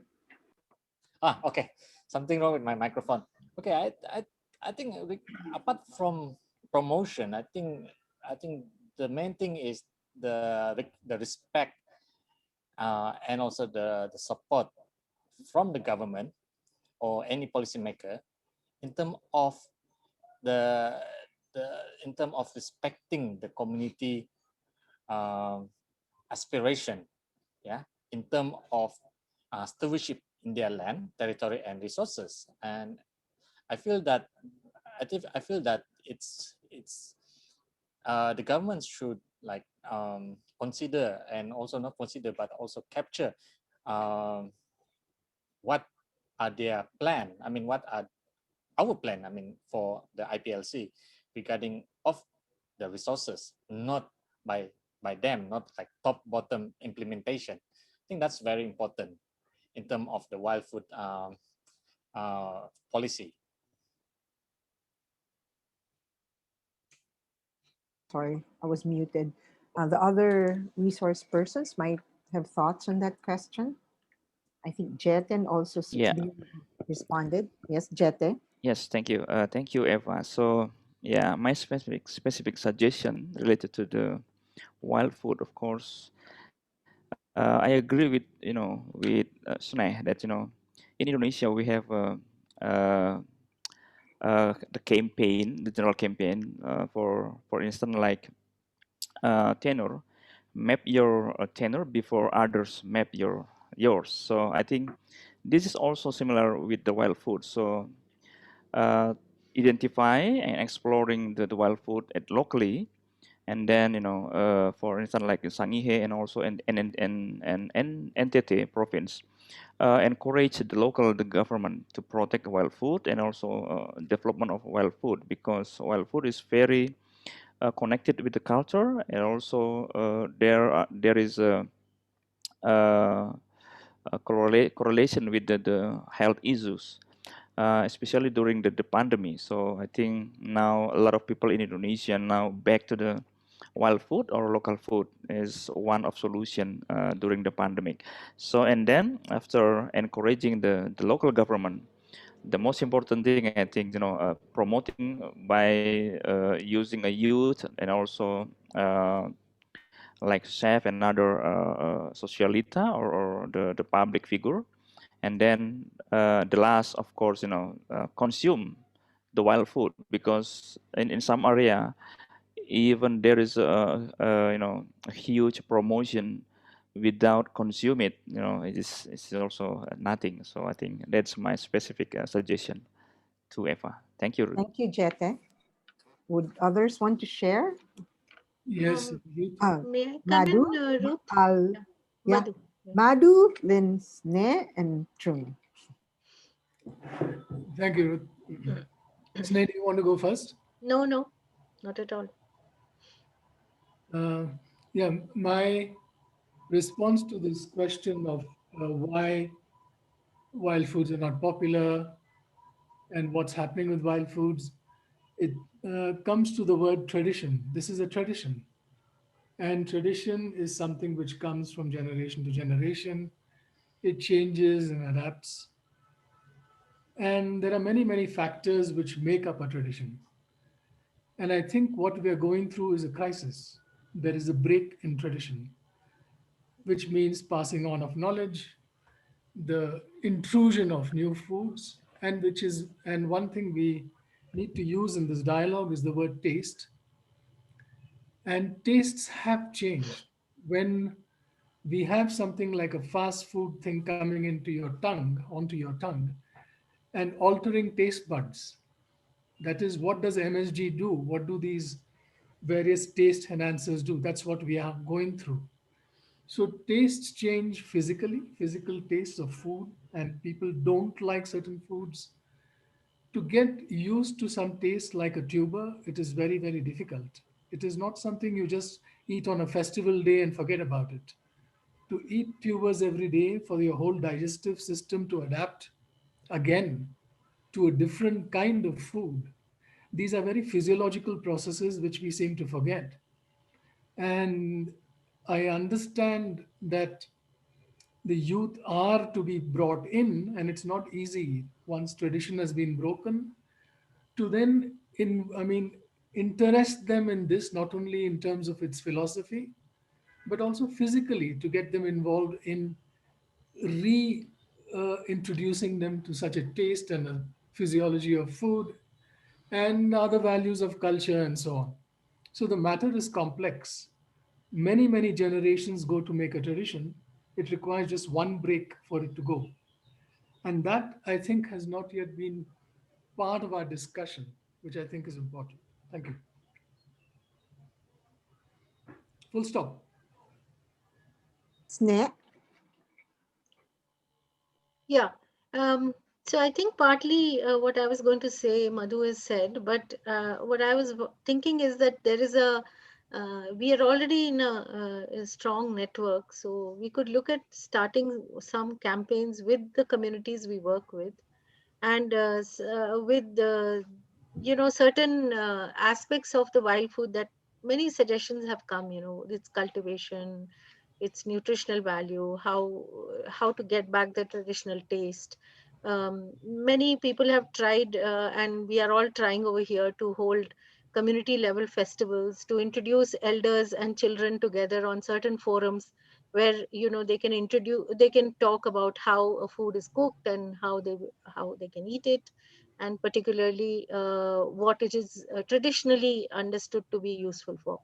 So I think there can be a lot of steps that can be done at the community level, and maybe some campaign that kind of emphasizes on, um, for me, it's something like wild food for indigenous health or something like that, maybe with the youth and the women or something, which can be more proactive with the community. Okay. Thanks, Sneh and Trung, Dr. Trung. Okay, I should raise your attention to this aspect. For me, to develop or promote use wild food or not, I think we should consider the nature of for example, wild food can be abundant because it's available everywhere. It's easy to regenerate naturally, and then it's available, so you do not need to promote it. It's everywhere. The second group is of wild food that are not abundant. This group of wild foods will provide very high value because they are not abundant, they are rare. And those are the target, or the object to cultivate in mass. The target to be commercialized for cultivation. And if we cultivate them in our trying to promote wild food, those things become not wild food anymore. They become cultivated, right?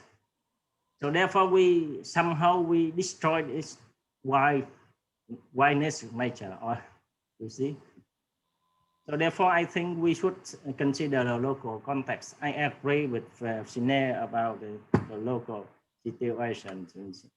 Sometimes I don't think we should promote the use of wild food widely, because we will destroy their nature. And because some products should be kept rare, and somehow that we can conserve their Mr. Dũng said before, social or cultural values, not considering only economic value. Yes, thank you, Trung. Thank you, Snen. Thank you, Madhu. We're on overtime already, and I thank all the participants for still being here. And of course, I thank all the speakers and our reactors, Net, for all that you've shared. I know if we have more time, we can have more discussions on these wild foods, about the promotions, about the youth involvement, about ensuring tenure and all. But we need to wrap up. But before we end, for our synthesis and closing, I call on Dr. Jeremy Ironside from the Steering Committee of the Wild Foods, Biodiversity and Livelihoods Network. Jeremy is also a trustee of NTFP-EP. Jeremy, I know it's already, I don't know what time is it, wherever you are. You're on mute. You're on mute. I'm mute, sorry. It's 10:20 p.m. Anyway, the summary has been made. There's been some very amazing presentations. So it's really, really hard to try and pull it all together, and people have already done this anyway. I think if we go back to the start, it was the forest is the market. And that has been throughout Asia, people have been saying that. Like the woman, the Krung woman, she said, oh, I'm working hard all day long and I don't want to have to go and buy food. I just go and pick it from the forest or wherever, you know. And so that is, as Madhu was saying, it's part of that culture and the tradition. And that is changing. Yes, okay, sure. And so what do we do now, I suppose? Is policy going to work? I suppose if I was going to choose something, would be perhaps some sort of, people have been talking about food sovereignty, and to make that a policy and to make that wild foods, what should I say? Another thing I'd like to add about what from Dr. Prasad was, do we really have to start managing these foods and these food systems? And there was a talk about integrated agriculture. And there is maybe all kinds of different forms of agriculture that people need to try and do and explore and experiment with. And is this another one? I'm not saying that it should be a market-oriented thing or anything else, but Dr. Prasad has already said that it's all very much part of the management systems, the local management systems. And I think we need to look at what are we managing and how should we and do we and would we make it easier and better if we manage, because there's less food, there's less land, there's less resources. We need tenure. Yes, that's right. Tenure needs to be the number one, as people have said. And then when we have that tenure, then what do? How do we, is there, there's been a discussion about concentrating or making fallow systems more efficient. That discussion's been going on for 20, 30 years now. And all of that needs to sort of come into it, is what are we managing? Why are we managing it? How do we manage it? And I'm afraid, because it's not just, we just go and pick now anymore.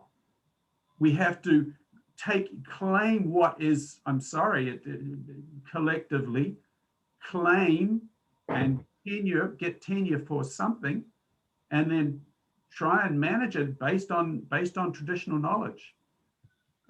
Maybe that's all I've really got to say. There's some serious problems we've been talking about here. Deforestation, assimilation, domestication,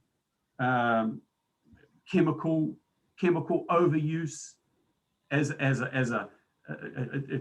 almost like the I don't know, the development paradigm is moving further and further and further into our communities and further into our forests and further onto our land. And so I suppose we have to deal with that in some ways. It's not going to go away, and COVID has helped to change some of the thinking perhaps of it's not staple foods and rice and wheat is not the end of life. We need to sort of think about other parts of living. The idea that 20% of people in India are obese, it's rather frightening that we are overeating rubbish food and we think nothing of all of the health value of all of the good forest cultural, the cultural knowledge of our forest systems, and we're all getting overfeeding on rubbish. So maybe that's the end of it. We've got to stop eating rubbish and stop throwing chemicals everywhere and try and find other ways to live and express who we are. Thank you. Thank you, Jeremy. Really, so Jeremy's just saying, let's all eat healthy, stay healthy, protect our forests, and of course, continue fighting for our partner indigenous peoples.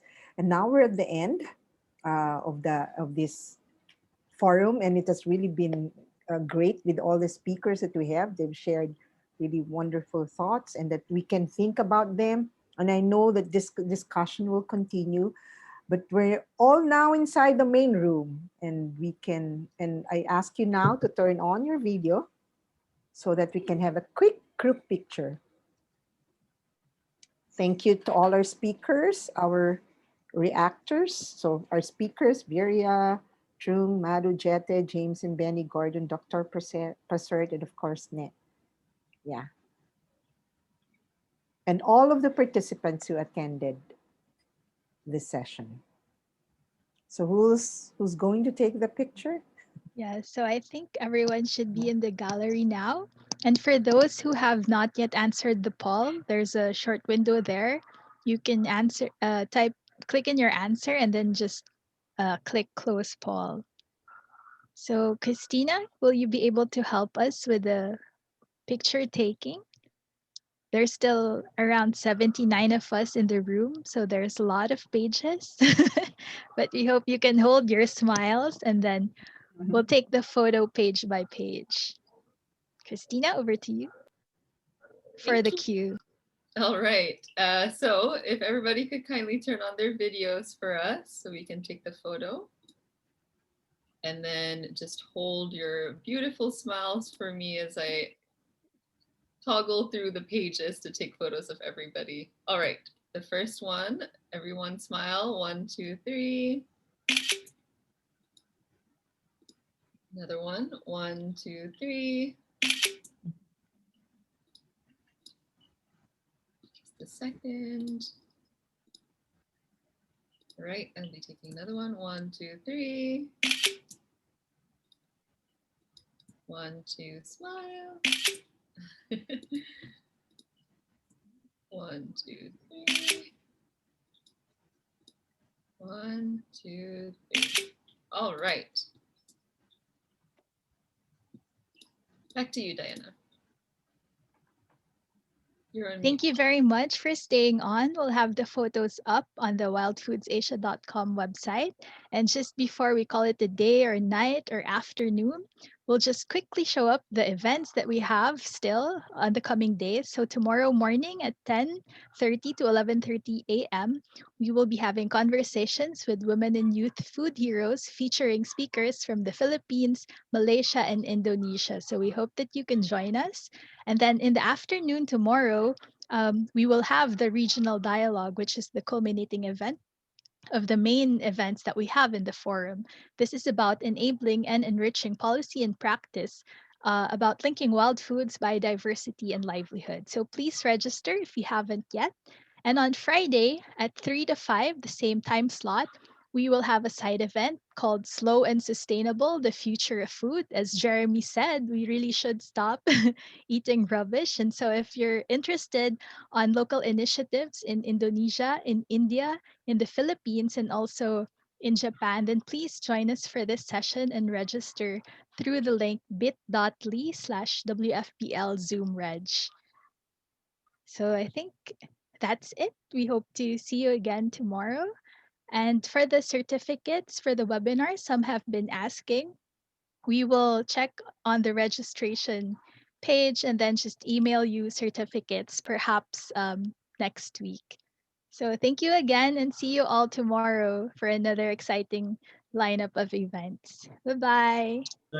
Bye bye everyone. See you tomorrow. Bye-bye. Thank you. Bye, everyone. Stay safe, everyone.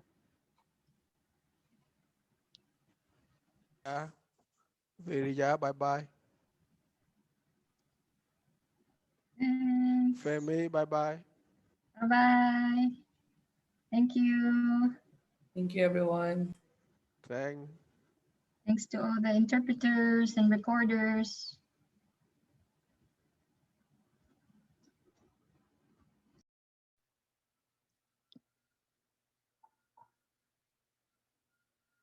Bye to NTFP-EP planning team. We'll have a quick meeting after. So I hope you can check your email for a message from me.